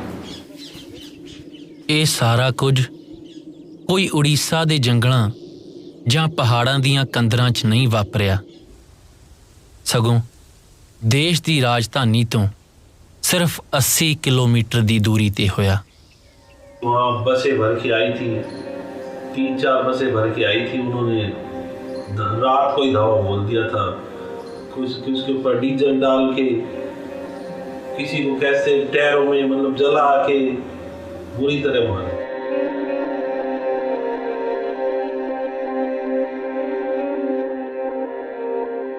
अपनी बांह दे इलाज लई नानके घर आई 6 वरियां दी इस मासूम सुरजीत कौर नूं की पता सी कि उसनूं मुड़ अपना घर नसीब ही नहीं होवेगा। बांह दी तकलीफ तां उसनूं याद नहीं, पर 5 सालां दा ओ एक पल उसनूं अज भी याद है। ਜਦੋਂ ਦਰਵਾਜ਼ੇ ਮੂਹਰੇ ਬੈਠ ਆਪਣੇ ਮਾਂ ਪਿਓ ਨੂੰ ਉਡੀਕਦੀ ਰਹਿੰਦੀ ਕਿ ਕਦ ਉਹ ਆਉਣ ਤੇ ਕਦ ਉਹ ਆਪਣੇ ਭੈਣ ਭਰਾਵਾਂ ਕੋਲ ਘਰ ਜਾਵੇ।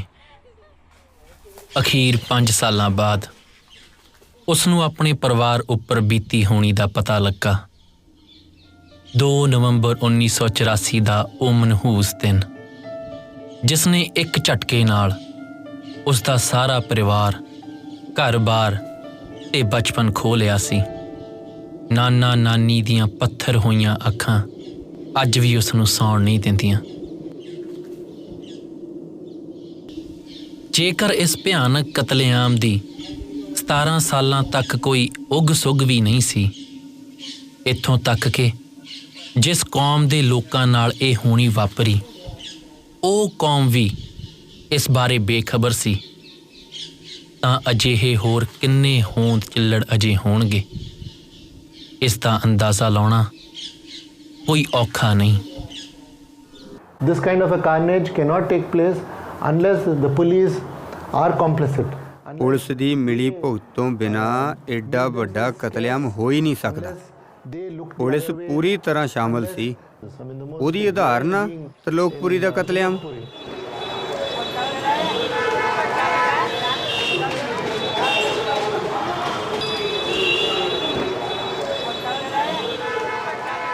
ਜਮਨਾ ਪਾਰ ਦੇ ਇਸ ਇਲਾਕੇ ਦਾ ਦੁਖਾਂਤ ਸਿਰਫ ਇਹ ਨਹੀਂ ਕਿ ਇੱਥੋਂ ਦੇ ਸਾਰੇ ਸਿੱਖ ਆਦਮੀ ਕੋਹ ਕੇ ਮਾਰ ਮੁਕਾਏ, ਸਗੋਂ ਇਸ ਦਾ ਦੁਖਾਂਤ ਇਹ ਵੀ ਹੈ ਕਿ ਜੋ ਬੇਪਤੀ ਸਿੱਖ ਬੀਬੀਆਂ ਦੀ ਇੱਥੇ ਹੋਈ, ਉਹ ਸ਼ਾਇਦ ਪੂਰੇ ਸਿੱਖ ਇਤਿਹਾਸ ਵਿੱਚ ਕਦੇ ਨਹੀਂ ਹੋਈ, ਨਾ ਮੁਗਲ ਹਕੂਮਤ ਸਮੇਂ ਤੇ ਨਾ ਹੀ ਅੰਗਰੇਜ਼ ਸਾਮਰਾਜ ਹੇਠ।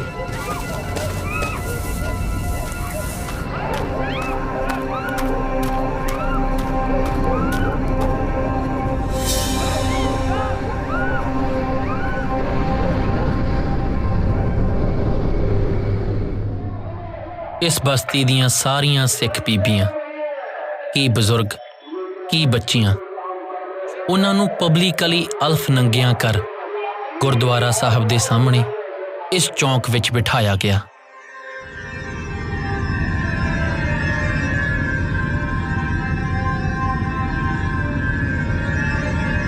ਦੇਖੋ ਨਾ ਕੀ 23 ਸਾਲ ਦੀ ਮੇਰੀ ਉਮਰ ਸੀ, ਸਾਰੇ ਸੁੱਤਿਆ ਹੋ ਚੁੱਕੇ ਹੁੰਦੀ ਬੱਚਿਆਂ ਨੂੰ। ਪੂਰੀ ਰਾਤ ਤਮਾਸ਼ਬੀਨ ਬਣੀ ਭੀੜ ਦੀਆਂ ਅੱਖਾਂ ਦੇ ਸਾਹਮਣੇ ਉਹਨਾਂ ਨਾਲ ਗੈਂਗਰੇਪ ਕੀਤੇ ਗਏ। ਸਿਗਰਟਾਂ ਨਾਲ ਉਹਨਾਂ ਦੀਆਂ ਛਾਤੀਆਂ ਤੇ ਸਰੀਰਾਂ ਉੱਤੇ ਨਿਸ਼ਾਨ ਪਾਏ ਗਏ। ਉਹਨਾਂ ਦੇ ਕੱਪੜੇ ਤੱਕ ਜਲਾ ਦਿੱਤੇ ਤਾਂ ਕਿ ਦਿਨ ਚੜ੍ਹੇ ਜਾਂ ਤਾਂ ਉਹ ਸ਼ਰਮ ਦੀਆਂ ਮਾਰੀਆਂ ਕਿਸੇ ਗੰਦੇ ਨਾਲੇ ਵਿੱਚ ਡੁੱਬ ਮਰਨ ਤੇ ਜਾਂ ਫਿਰ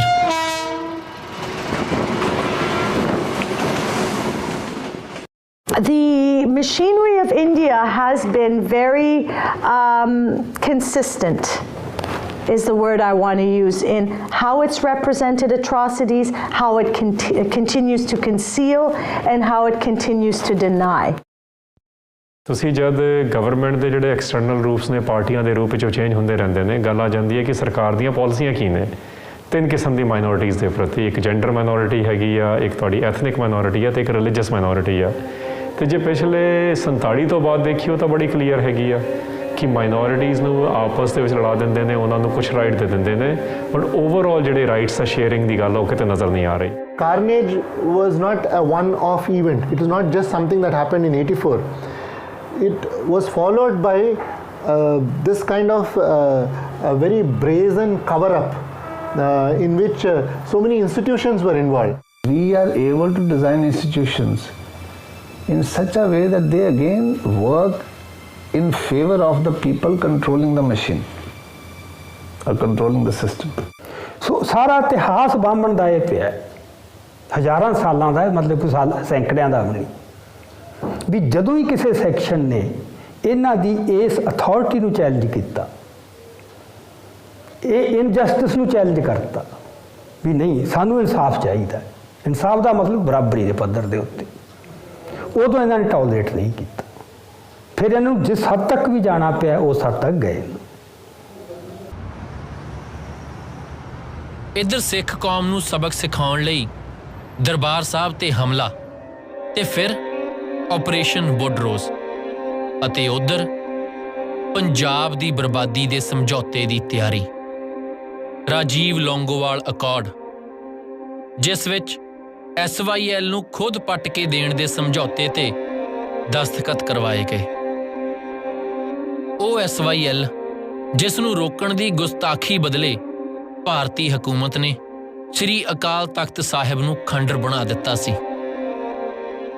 ਸਰਦਾਰ ਹਰਚੰਦ ਸਿੰਘ ਲੌਂਗੋਵਾਲ ਜਿਹੜੇ ਸੀਗੇ ਉਹਨਾਂ ਦੇ ਕੋਲ ਕੋਈ ਵਿਧਾਨਕ ਪੋਜੀਸ਼ਨ ਨਹੀਂ ਸੀਗੀ, ਇਸ ਕਰਕੇ ਬਹੁਤੇ ਜਿਹੜੇ ਮਾਰ ਕਹਿੰਦੇ ਆ ਵੀ ਇਹ ਸਮਝੌਤਾ ਵੈਲਿਡ ਨਹੀਂ ਗਿਣਿਆ ਜਾਣਾ ਚਾਹੀਦਾ।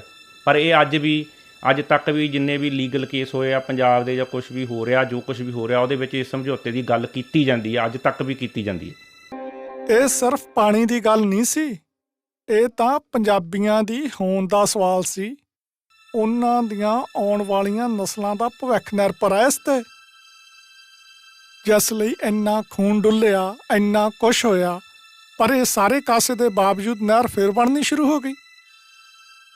ਹਰਿਆਣੇ ਵਾਲਾ ਪਾਸਾ ਤਾਂ ਪਹਿਲਾਂ ਹੀ ਤਿਆਰ ਪਿਆ, ਤੇ ਜਿਹੜਾ ਨੰਗਲ ਤੋਂ ਰੋਪੜ ਤੱਕ ਦਾ ਹਿੱਸਾ ਉਹਦੇ 'ਚ ਵੀ ਪਾਣੀ ਛੱਡਿਆ ਹੋਇਆ।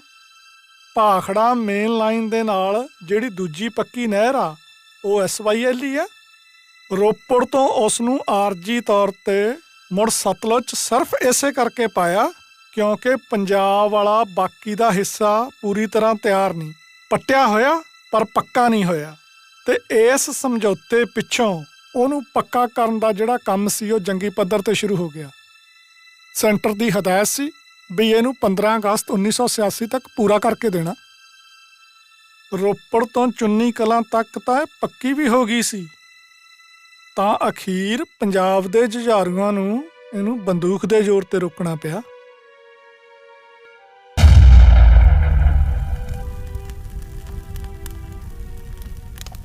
ਇਸ ਕੰਟੈਕਸਟ ਦੇ ਵਿੱਚ ਜਿਹੜੀ ਆ ਮਿਲੀਟੈਂਸੀ ਨੇ ਜਨਮ ਲਿਆ।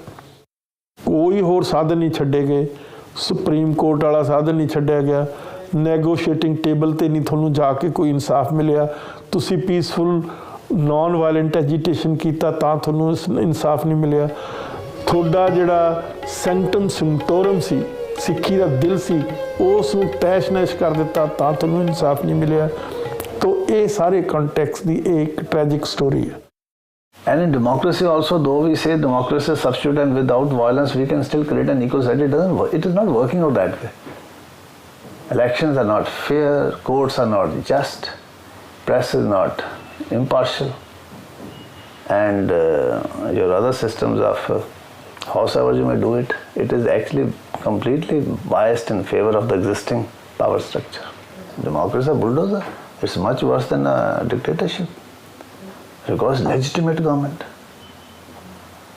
And legitimate government has done Blue Star, and legitimate government has ordered army, and legitimate laws are made, Armed Forces Special Power Act, and TADA, rest of the country is applauding. So when you are considered anti-Indian, there is a very powerful law in India that can be employed, and that is the law of sedition. ਦੇਸ਼ ਦੀ ਏਕਤਾ ਤੇ ਅਖੰਡਤਾ ਦੇ ਨਾਂ ਤੇ ਕੋਈ ਵੀ ਜੁਰਮ ਮਾਫ ਹੈ ਉਹਨਾਂ ਦੇ। ਸਿਰਫ ਐਸਟੈਬਲਿਸ਼ ਕਰਨ ਦੀ ਲੋੜ ਹੁੰਦੀ ਹੈ ਵੀ ਇਹ ਖਤਰਾ ਹੈ, ਉਹਦੇ ਵਾਸਤੇ ਝੂਠ ਬੋਲਣ ਦੀ ਲੋੜ ਹੁੰਦੀ ਹੈ। ਉਹ ਝੂਠ ਬੋਲਣ ਦੀ ਪੂਰੀ ਕਲਾ ਚਾਹੀਦੀ ਹੈ, ਉਹ ਇਹਨਾਂ ਕੋਲ ਸੀਗੀ।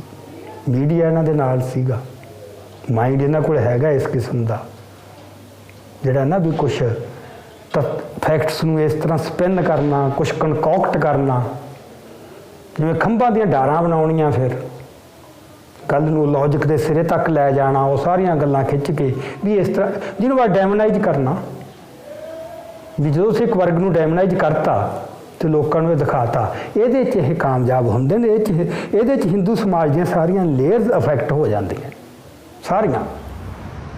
ਭਾਰਤ ਦੀ ਸੱਤਾ ਤੇ ਕਾਬਜ਼ ਇਹ ਫਿਰਕੂ ਸੋਚ ਹਮੇਸ਼ਾ ਦੀ ਤਰ੍ਹਾਂ ਦੁਨੀਆ ਨੂੰ ਮੂਰਖ ਬਣਾ ਰਹੀ ਹੈ, ਤੇ ਉਸ ਦੀ ਇਸ ਖੇਡ ਵਿੱਚ ਸਰਕਾਰੀ ਮਸ਼ੀਨਰੀ ਤੋਂ ਇਲਾਵਾ ਰਾਸ਼ਟਰੀ ਤੇ ਅੰਤਰਰਾਸ਼ਟਰੀ ਪੱਧਰ ਦਾ ਸਰਮਾਏਦਾਰ ਵਰਗ ਪੂਰੀ ਤਰ੍ਹਾਂ ਸ਼ਾਮਿਲ ਹੈ।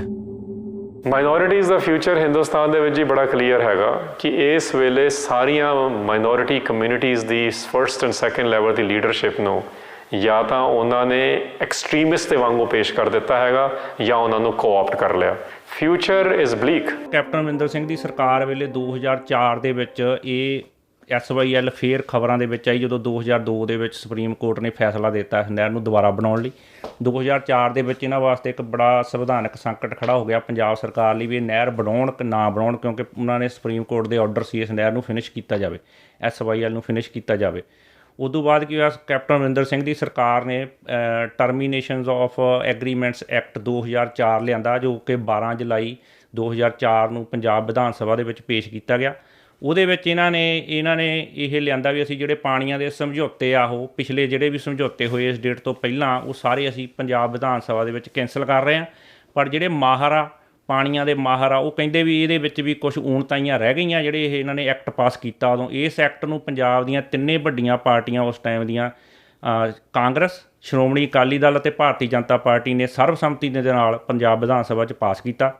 ਉਹਦੇ ਵਿੱਚ ਇੱਕ ਜਿਹੜੀ ਵੈਰੀ ਕੰਟਰੀਵਰਸ਼ੀਅਲ ਸੀਗੀ ਕਲੌਜ਼ 5 ਐਡ ਕਰ ਦਿੱਤੀ ਗਈ, ਜਿਹਦਾ ਅੱਜ ਤੱਕ ਵੀ ਰੌਲਾ ਚੱਲ ਰਿਹਾ। ਉਹਦੇ ਵਿੱਚ ਇਹ ਕਿਹਾ ਗਿਆ ਕਿ ਦੂਸਰੀਆਂ ਸਟੇਟਾਂ ਨੂੰ ਜਿੰਨਾ ਪਾਣੀ ਅੱਜ ਦੀ ਡੇਟ ਦੇ ਵਿੱਚ 12 ਜੁਲਾਈ 2004 ਨੂੰ ਜਾ ਰਿਹਾ ਦੂਸਰੀਆਂ ਸਟੇਟਾਂ ਨੂੰ, ਪੰਜਾਬ ਦੇ ਦਰਿਆਵਾਂ ਦਾ ਪਾਣੀ ਨੌਨ ਰਾਈਪੇਰੀਅਨ ਸਟੇਟਾਂ ਅਤੇ ਰਾਈਪੇਰੀਅਨ ਸਟੇਟਾਂ ਜਿੰਨੀਆਂ ਵੀ ਸੀਗੀਆਂ ਉਨਾ ਹੀ ਪਾਣੀ ਉਹਨਾਂ ਨੂੰ ਜਾਂਦਾ ਰਹੂਗਾ। ਇਹ ਕਲੌਜ਼ ਨੰਬਰ 5 ਉਸ ਐਕਟ ਦੇ ਵਿੱਚ ਪਾ ਦਿੱਤੀ ਗਈ ਉਦੋਂ। ਇਹ ਪਹਿਲੀ ਵਾਰੀ ਪੰਜਾਬ ਦੇ ਇਤਿਹਾਸ ਦੇ ਵਿੱਚ ਹੋਇਆ। ਪੰਜਾਬ ਦੇ ਵਿੱਚ ਸਰਕਾਰਾਂ ਚਾਹੇ ਕਿਸੇ ਤਰ੍ਹਾਂ ਦੀ ਰਹੀਆਂ, ਕਈ ਤਰ੍ਹਾਂ ਦੇ ਗੈਰ ਸੰਵਿਧਾਨਕ ਸਮਝੌਤਿਆਂ ਦੇ ਉੱਤੇ ਪੰਜਾਬ ਦੇ ਮੁੱਖ ਮੰਤਰੀਆਂ ਤੋਂ ਸਾਈਨ ਕਰਵਾਏ ਗਏ, ਪਰ ਕਦੀ ਵੀ ਪੰਜਾਬ ਦੀ ਵਿਧਾਨ ਸਭਾ ਨੇ ਜਾਂ ਪੂਰੀ ਵਿਧਾਨਕ ਟੀਮ ਨੇ ਕਿਸੇ ਵੀ ਸਮਝੌਤੇ ਦੇ ਉੱਤੇ ਮੋਹਰ ਨਹੀਂ ਸੀ ਲਾਈ ਜਿਹਦੇ ਵਿੱਚ ਪੰਜਾਬ ਦਾ ਪਾਣੀ ਗੈਰ ਰਾਈਪੇਰੀਅਨ ਸਟੇਟਾਂ ਨੂੰ ਦੇਣਾ ਮੰਨਿਆ ਗਿਆ ਹੋਵੇ। ਇਹ 2004 ਦੇ ਵਿੱਚ ਹੋਇਆ ਜੀ, ਜਦੋਂ ਇਹ ਜਿਹੜਾ ਪੰਜਾਬ ਵਾਟਰਸ ਟਰਮੀਨੇਸ਼ਨ ਐਕਟ 2004 ਪਾਸ ਹੋਇਆ। ਦੇਸ਼ ਪੰਜਾਬ ਦੇ ਅਣਖੀ ਲੋਕਾਂ ਨੂੰ ਘਸਿਆਰੇ ਬਣਾ ਉਹਨਾਂ ਦੀ ਆਵਾਜ਼ ਨੂੰ ਹਮੇਸ਼ਾ ਲਈ ਬੰਦ ਕਰਨ ਖਾਤਰ ਵਿਪਰਵਾਦੀ ਸਰਮਾਏਦਾਰ ਤਾਕਤਾਂ ਆਪਣੇ ਆਖਰੀ ਹਮਲੇ ਦੀ ਪੂਰੀ ਤਿਆਰੀ ਕਰ ਚੁੱਕੀਆਂ ਨੇ ਤੇ ਇਸ ਵਾਰ ਦਾ ਇਹ ਹਮਲਾ 5 ਦਰਿਆਵਾਂ ਦੀ ਧਰਤੀ ਤੇ ਹਜ਼ਾਰਾਂ ਸਾਲਾਂ ਤੋਂ ਵਸੀ ਇਸ ਸੱਭਿਅਤਾ ਨੂੰ पूरी तरह तबाह कर दूं। 10 फीट खोदने से नदी मिल जाएगी मतलब, या मतलब इसका हाँ आएगी नहीं, मिल गई हरियाणा राजस्थान विचों दी हुंदी हुई गुजरात दे कच्छ इलाके तक पट्टी जा रही ये नदी कोई इतफाक नहीं है, सगों ये तां सरस्वती नूं प्रगट करन दे दंभ हेठ पंजाब दे बचे खुचे पानी नूं निचोड़न दी तैयारी आ। ओ सरस्वती देवी जिस दी हज़ारां सालां तो तां ये कह के पूजा हो रही आ कि वो प्रयाग च गंगा जमुना दे संगम च मिलण वाली तीजी गुप्त नदी आ त्रिवेणी, पर हुण वो अचानक पंजाब दे मोढा प्रगट हुई। ये नदी उस तरफ से आ रही थी, इस तरफ बह रही थी। और इस तरफ बहती हुई कहाँ जा रही है? रन ऑफ कच्छ की तरफ जा रही है। इस तरफ बहती हुई आगे कुरुक्षेत्र, कुरुक्षेत्र से आगे फिर बाकी जगहों से होती हुई एंड में जाके ये रन ऑफ कच्छ में जा रही थी। अच्छा, सरस्वती नदी का जितना भी हमारा ज्ञान है वो बेस्ड है ऋग्वेद पे। ऋग्वेद कहता है कि ये एक ऐसी नदी थी जो बहुत पानी साथ लेके चलती थी, गरजती थी, और इस नदी में पहाड़ों की श्रृंखलाएं जो हैं वो फूलों की तरह बहा करती थी। तो ये एक तरह से एक जियोलॉजिकल फैक्ट है जो ऋग्वेद में कैप्चर किया गया। इस फैक्ट्स को तो कई बार विवाद भी है कि अलग अलग लोगों ने दावा किया कि एक सरस्वती वो है जो प्रयाग वाली सरस्वती है। एक विवाद है कि जो अफगानिस्तान का जो हिस्सा है वहाँ पे भी एक सरस्वती नदी मिलती है, हेलमंद सभ्यता जिसको कहते हैं। अगर ये पानी का चैनल है, धरती के भीतर बहुत सारे पानी के चैनल निकल सकते हैं, तो ये सरस्वती ही क्यों है? या सरस्वती है? अगर कोई कहे कि ये सरस्वती के अलावा कुछ और नदी हो सकती है, तो आपका तात्कालिक या प्रमाणिक जवाब क्या हो सकता है? मेरा जवाब ये है कि ये जो नदी है इसके अंदर ये कहना कि ये सरस्वती नहीं है, ये सरस्वती नहीं है का भी वही उत्तर है कि ये सरस्वती है। साडे ਲਈ चिंता ਦਾ विषा ਇਹ नहीं कि ਇੱਥੇ कोई नदी ਹੁੰਦੀ ਸੀ ਜਾਂ नहीं। जे ਹੁੰਦੀ ਸੀ ਤਾਂ ਉਹ सरस्वती ही ਸੀ ਜਾਂ कोई होर। साडे ਲਈ ਤਾਂ चिंता ਇਹ है कि हज़ारां एकड़ ਜ਼ਮੀਨ एक्वायर करके अरबां ਦੀ ਲਾਗਤ ਨਾਲ ਪੱਟੀ ਜਾਣ ਵਾਲੀ इस नदी ਨੂੰ भरना किस पानी नाल है। आपके इस ट्रैक के मिलने से इसका सोर्स क्या होता है? तत्कालिक, मतलब तत्कालिक अगर आप ये सोर्स तो इसका जो है वो हायर हिमालयन ही है, ग्लेशिएटेड ही है। तो कई बार कहा था कि सतलज और यमुना के बीच बहती थी, कई बार कहता था कि सतलज ही इसकी सहायक नदी थी। जब हम सरस्वती की बात करते हैं तो ये चीज उसमें पक्का है कि उसमें पानी बहुत था, और पानी बहुत था तो लॉजिकल कंक्लूजन है कि बहुत सी बड़ी नदियां मिलके इसको बनाती होंगी। तो इसके अंदर जो सरस्वती है, इसके बड़ी नदियां मिलके बनाती हैं, बड़ी नदियां मिलके मतलब ये छोटी नदी थी तभी बड़ी नदियां नहीं नहीं नहीं नहीं नहीं। ਲੱਖਾਂ ਸਾਲਾਂ ਤੋਂ ਅਲੋਪ ਤੇ ਪਿਆਸੀ ਪਈ ਇਸ ਸਰਸਵਤੀ ਨਦੀ ਨੂੰ ਪ੍ਰਗਟ ਕਰਕੇ ਇਸ ਦੀ ਪਿਆਸ ਬੁਝਾਉਣ ਲਈ ਕਿਹੜੇ ਦਰਿਆਵਾਂ ਦੇ ਰੁੱਖ ਮੋੜੇ ਜਾਣਗੇ? ਉੱਤਰੀ ਭਾਰਤ ਦੇ ਖਾਸ ਕਰਕੇ ਪੰਜਾਬ ਦੇ ਦਰਿਆਵਾਂ ਦਾ ਜਿਹੜਾ ਕੁਦਰਤੀ ਵਹਾਅ ਉਹ ਹਿਮਾਲਿਆ ਤੋਂ ਸਮੁੰਦਰ ਵਾਲੇ ਪਾਸੇ ਨੂੰ ਆ, ਉੱਚੇ ਤੋਂ ਨੀਵੇਂ ਪਾਸੇ ਨੂੰ, ਤੇ ਪਾਣੀ ਕਦੇ ਵੀ ਨੀਵੇਂ ਤੋਂ ਉੱਚੇ ਪਾਸੇ ਨੂੰ ਨਹੀਂ ਲਿਜਾਇਆ ਜਾ ਸਕਦਾ। ਇਸ ਕਰਕੇ ਸਰਸਵਤੀ ਵਿੱਚ ਜੇ ਕਿਸੇ ਦਰਿਆ ਦਾ ਪਾਣੀ ਪਾਇਆ ਜਾ ਸਕਦਾ ਤਾਂ ਉਹ ਸਿਰਫ ਤੇ ਸਿਰਫ ਸਤਲੁਜ ਦਾ, ਹੋਰ ਕੋਈ ਪਾਣੀ ਉਹਦੇ ਵਿੱਚ ਪੈ ਹੀ ਨਹੀਂ ਸਕਦਾ ਸਿਵਾਏ ਸਤਲੁਜ ਦੇ ਪਾਣੀ ਦੇ। सर अगर मान लीजिए वो चैनल आपने खुद दिया, वहाँ पे एक पानी, अभी तो ये पानी नहीं है, तो यानी कि उसमें किसी और चैनल से पानी डालेंगे तो किसी ना किसी जो स्वाभाविक चैनल उसके साथ नाइंसाफी होगी ना, उसको भरने के लिए, टूरिस्ट स्पॉट बनाने के लिए। ਜਿਹੜਾ SYL ਕਨਾਲ ਦਾ ਮੁੱਦਾ ਸੀਗਾ, ਇਹ ਤਾਂ ਉਸ ਤੋਂ ਵੱਡਾ ਇੱਕ ਜਿਹੜਾ ਛੜਯੰਤਰ ਰਚਿਆ ਜਾ ਰਿਹਾ, ਜਿਹਦੇ ਵਿੱਚ ਕੱਲ ਇਹ ਕਿਹਾ ਜਾਊਗਾ ਕਿ ਇਹ ਧਾਰਮਿਕ ਮੁੱਦਾ ਬਣਾਇਆ ਜਾਊਗਾ, ਉਹਦੇ ਵਾਸਤੇ ਪਾਣੀ ਖੋਹਣ ਵਾਸਤੇ ਸਾਰੇ ਮੁਲਕ ਨੂੰ ਤਿਆਰ ਕਰ ਲਿਆ ਜਾਊਗਾ। ਤੇ ਉਹ ਪਾਣੀ ਕਿੱਥੋਂ ਆਊਗਾ? ਉਹ ਪਾਣੀ ਨੈਚੁਰਲੀ ਆ, ਜਿਹੜਾ ਸਾਡੇ ਕੋਲ ਅੱਜ 1.5 ਆਬ ਬਚ ਗਿਆ ਹੈਗਾ, ਉਸ ਦੇ ਵਿੱਚੋਂ ਜਿਹੜਾ ਪਾਣੀ ਹੈਗਾ ਆ ਉਹ ਖੋਹ ਕੇ ਉਹਨਾਂ ਨੇ ਦੇ ਦੇਣਾ। SYL 'ਚ ਕੁੱਲ 3.6 ਮਿਲੀਅਨ ਏਕੜ ਫੁੱਟ ਪਾਣੀ ਛੱਡਣਾ ਸੀ। ਜਦੋਂ 1985 'ਚ SYL ਬਣਨੀ ਰੁਕੀ ਤਾਂ ਉਹਨਾਂ 2.1 ਮਿਲੀਅਨ ਏਕੜ ਫੁੱਟ ਪਾਣੀ ਨੂੰ ਰੋਪੜ ਕੋਲੋਂ ਭਾਖੜਾ ਨਹਿਰ 'ਚ ਪਾਤਾ। ਹੁਣ ਬਚਿਆ 1.5 ਮਿਲੀਅਨ ਏਕੜ ਫੁੱਟ ਪਾਣੀ, ਉਹਦੇ ਵਿੱਚੋਂ 450 ਕਿਊਸਿਕ ਹੁਣ ਫੇਰ 1 ਮਈ 2015 ਨੂੰ ਭਾਖੜਾ ਨਹਿਰ ਦੇ ਕਿਨਾਰਿਆਂ ਨੂੰ 2-2 ਫੁੱਟ ਉੱਚੇ ਕਰਕੇ ਉਹਦੇ 'ਚ ਛੱਡਤਾ। ਹੁਣ ਜਦੋਂ SYL ਦਾ ਬਹੁਤਾ ਪਾਣੀ ਤਾਂ ਪਹਿਲਾਂ ਹੀ ਹਰਿਆਣੇ 'ਚ ਜਾ ਰਿਹਾ, ਤਾਂ SYL ਤਾਂ ਕੋਈ ਵੱਡਾ ਮੁੱਦਾ ਰਿਹਾ ਨਾ। ਮੁੱਦਾ ਤਾਂ ਸਰਸਵਤੀ ਆ, ਜਿਹਦੇ ਵਿੱਚ ਬਚਿਆ ਪਾਣੀ ਵੀ ਬਾਹਰ ਚਲੇ ਜਾਣਾ ਵਾ। ਪਰ ਜਿਹੜਾ ਇੱਕ ਮੁੱਦਾ ਹੀ ਧਾਰਮਿਕ ਤੌਰ ਦੇ ਉੱਤੇ ਉਭਾਰਿਆ ਜਾ ਰਿਹਾ, ਉਹਦੇ ਅੰਡਰ ਜਾ ਕੇ ਕਿਸੇ ਵੀ ਦੂਜੇ ਜਗ੍ਹਾ 'ਚ ਰਹਿਣ ਵਾਲੇ ਬੰਦਿਆਂ ਦੀ ਜੈਨੋਸਾਈਡ ਜਿਹੜੀ ਆ, ਮੇਰੇ ਖਿਆਲ ਨਾਲ ਆਰਥਿਕ ਤੇ ਜਿਸਮਾਨੀ ਬੜੀ ਸੌਖੀ ਹੋ ਜਾਂਦੀ ਹੈ। ਹੁਣ ਜੇ ਸਰਸਵਤੀ ਨੂੰ ਪੰਜਾਬ ਦੇ ਰਾਹੀਂ ਪਾਣੀ ਨਾ ਵੀ ਭੇਜ ਸਕੇ ਇਹ, ਤਾਂ ਪਲਾਨ B ਵੀ ਤਿਆਰ ਆ। ਜਿਸ ਤਰੀਕੇ ਨਾਲ ਬਿਆਸ ਦਾ ਪਾਣੀ ਹਿਮਾਚਲ ਦੇ ਵਿੱਚ ਟਨਲਾਂ ਪੱਟ ਕੇ ਤੇ ਉਹਨਾਂ ਨੇ ਸਤਲੁਜ ਦੇ ਵਿੱਚ ਰਲਾਇਆ, ਉਸੇ ਤਰੀਕੇ ਨਾਲ ਹੀ ਸਤਲੁਜ ਦਾ ਪਾਣੀ ਵੀ ਸਰਸਵਤੀ ਤੱਕ ਜਾ ਸਕਦਾ। ਸਰਸਵਤੀ ਹੈਰੀਟੇਜ ਬੋਰਡ ਨੇ ਤਾਂ ਇਹ ਪਲਾਨ ਆਲਰੇਡੀ ਪ੍ਰਪੋਜ਼ ਕਰਤੀ ਆ, ਜਿਹਦੇ ਵਿੱਚ 3 ਡੈਮਾਂ ਦਾ ਉਹਨਾਂ ਜ਼ਿਕਰ ਕੀਤਾ, ਆਦਬਦਰੀ, ਲੋਹਗੜ੍ਹ ਤੇ ਹਰੀਪੁਰ। ਇਹਨਾਂ ਜਗ੍ਹਾ ਤੇ ਡੈਮ ਬਣਾ ਕੇ ਪਾਣੀ ਦੇ ਬਹਾਅ ਨੂੰ ਬਦਲ ਕੇ ਹਿਮਾਚਲ ਵਿੱਚੋਂ ਹੀ ਸਰਸਵਤੀ ਦੇ ਵਿੱਚ ਲਿਜਾਇਆ ਜਾਣਾ। ਪਰ ਇਹ ਹੋਊਗਾ ਗੈਰ ਕਾਨੂੰਨੀ। ਅੰਤਰਰਾਸ਼ਟਰੀ ਕਾਨੂੰਨ ਰਾਹੀਂ ਵੀ ਤੇ ਹਿੰਦੁਸਤਾਨ ਦੇ ਕਾਨੂੰਨ ਰਾਹੀਂ ਵੀ ਇਹ ਪੰਜਾਬੀਆਂ ਨੂੰ ਭੁੱਲਣਾ ਨਹੀਂ ਚਾਹੀਦਾ, ਇਹ ਬਿਲਕੁਲ ਗੈਰ ਕਾਨੂੰਨੀ ਹੋਊਗਾ। ਰਿਪੇਰੀਅਨ ਕਾਨੂੰਨ ਮੁਤਾਬਕ ਹਿਮਾਚਲ ਸਿਰਫ ਆਪਣੀਆਂ ਜ਼ਰੂਰਤਾਂ ਲਈ ਆਪਣੇ ਹਿੱਸੇ ਦਾ ਪਾਣੀ ਵਰਤ ਸਕਦਾ, ਪਰ ਉਹ ਪਾਣੀ ਦੇ ਕੁਦਰਤੀ ਵਹਾਅ ਨੂੰ ਰੋਕ ਕੇ ਜਾਂ ਬਦਲ ਕੇ ਗੈਰ ਰਿਪੇਰੀਅਨ ਸਟੇਟਾਂ ਨੂੰ ਨਹੀਂ ਦੇ ਸਕਦਾ, ਕਿਉਂਕਿ ਉਸ ਪਾਣੀ ਤੇ ਹੱਕ ਲੋਅਰ ਰਿਪੇਰੀਅਨ ਰਾਜ ਦਾ ਹੁੰਦਾ, ਜਾਣੀ ਕਿ ਪੰਜਾਬ ਦਾ। ਪਰ ਭਾਰਤੀ ਸਰਕਾਰ ਨੇ ਸੰਵਿਧਾਨ ਦੀਆਂ ਧੱਜੀਆਂ ਉਡਾ ਪੰਜਾਬ ਦੇ ਇਸ ਹੱਕ ਤੇ ਡਾਕਾ ਮਾਰਿਆ। ਔਰ ਜੇਕਰ ਆਪਾਂ ਇਹਦੇ ਬਾਰੇ ਨਾ ਖਿਆਲ ਕੀਤਾ ਜਾਂ ਅੱਜ ਨਾ ਬੋਲੇ ਤਾਂ ਇਹ ਪੱਕੀ ਗੱਲ ਹੈ ਕਿ ਪਾਣੀ ਉਹਨਾਂ ਨੇ ਫਿਰ ਲੈ ਵੀ ਜਾਣਾ ਆ, ਤੇ ਅਸੀਂ ਨੁਕਸਾਨ ਵੀ ਜਿਹੜਾ ਕਦੀ ਵੀ ਨਹੀਂ, ਅਸੀਂ ਪਿਛਲੀ ਹਿਸਟਰੀ 'ਚ ਨਹੀਂ ਕਰਾਇਆ, ਇਸ ਤੋਂ ਵੀ ਕਿਤੇ ਬਹੁਤ ਜ਼ਿਆਦਾ ਨੁਕਸਾਨ ਜਿਹੜਾ ਕਦੀ ਸੋਚਿਆ ਨਹੀਂ ਹੋਊਗਾ, ਉਹੋ ਜਿਹਾ ਨੁਕਸਾਨ ਹੋਊਗਾ। ਹੋਰ ਪਾਣੀ ਦੀ ਤਾਂ ਗੱਲ ਛੱਡੋ, ਜੇ ਅਸੀਂ ਆਪਣਾ ਪਹਿਲਾਂ ਜਾਂਦਾ ਪਾਣੀ ਨਾ ਰੋਕਿਆ ਤਾਂ ਪੰਜਾਬ ਨੂੰ ਰੇਗਿਸਤਾਨ ਹੋਣ ਤੋਂ ਕੋਈ ਨਹੀਂ ਬਚਾ ਸਕਦਾ। ਤੇ ਇਸ ਲੁੱਟ ਨੂੰ ਰੋਕਣ ਲਈ ਸਾਨੂੰ 1966 ਦੇ ਰੀਆਰਗੇਨਾਈਜੇਸ਼ਨ ਐਕਟ ਤੇ 2004 ਦੇ ਟਰਮੀਨੇਸ਼ਨ ਆਫ ਵਾਟਰ ਐਕਟ ਦੀ ਧਾਰਾ 5 ਉਸ ਨੂੰ ਮੁੱਢੋਂ ਰੱਦ ਕਰਨਾ ਪਊ।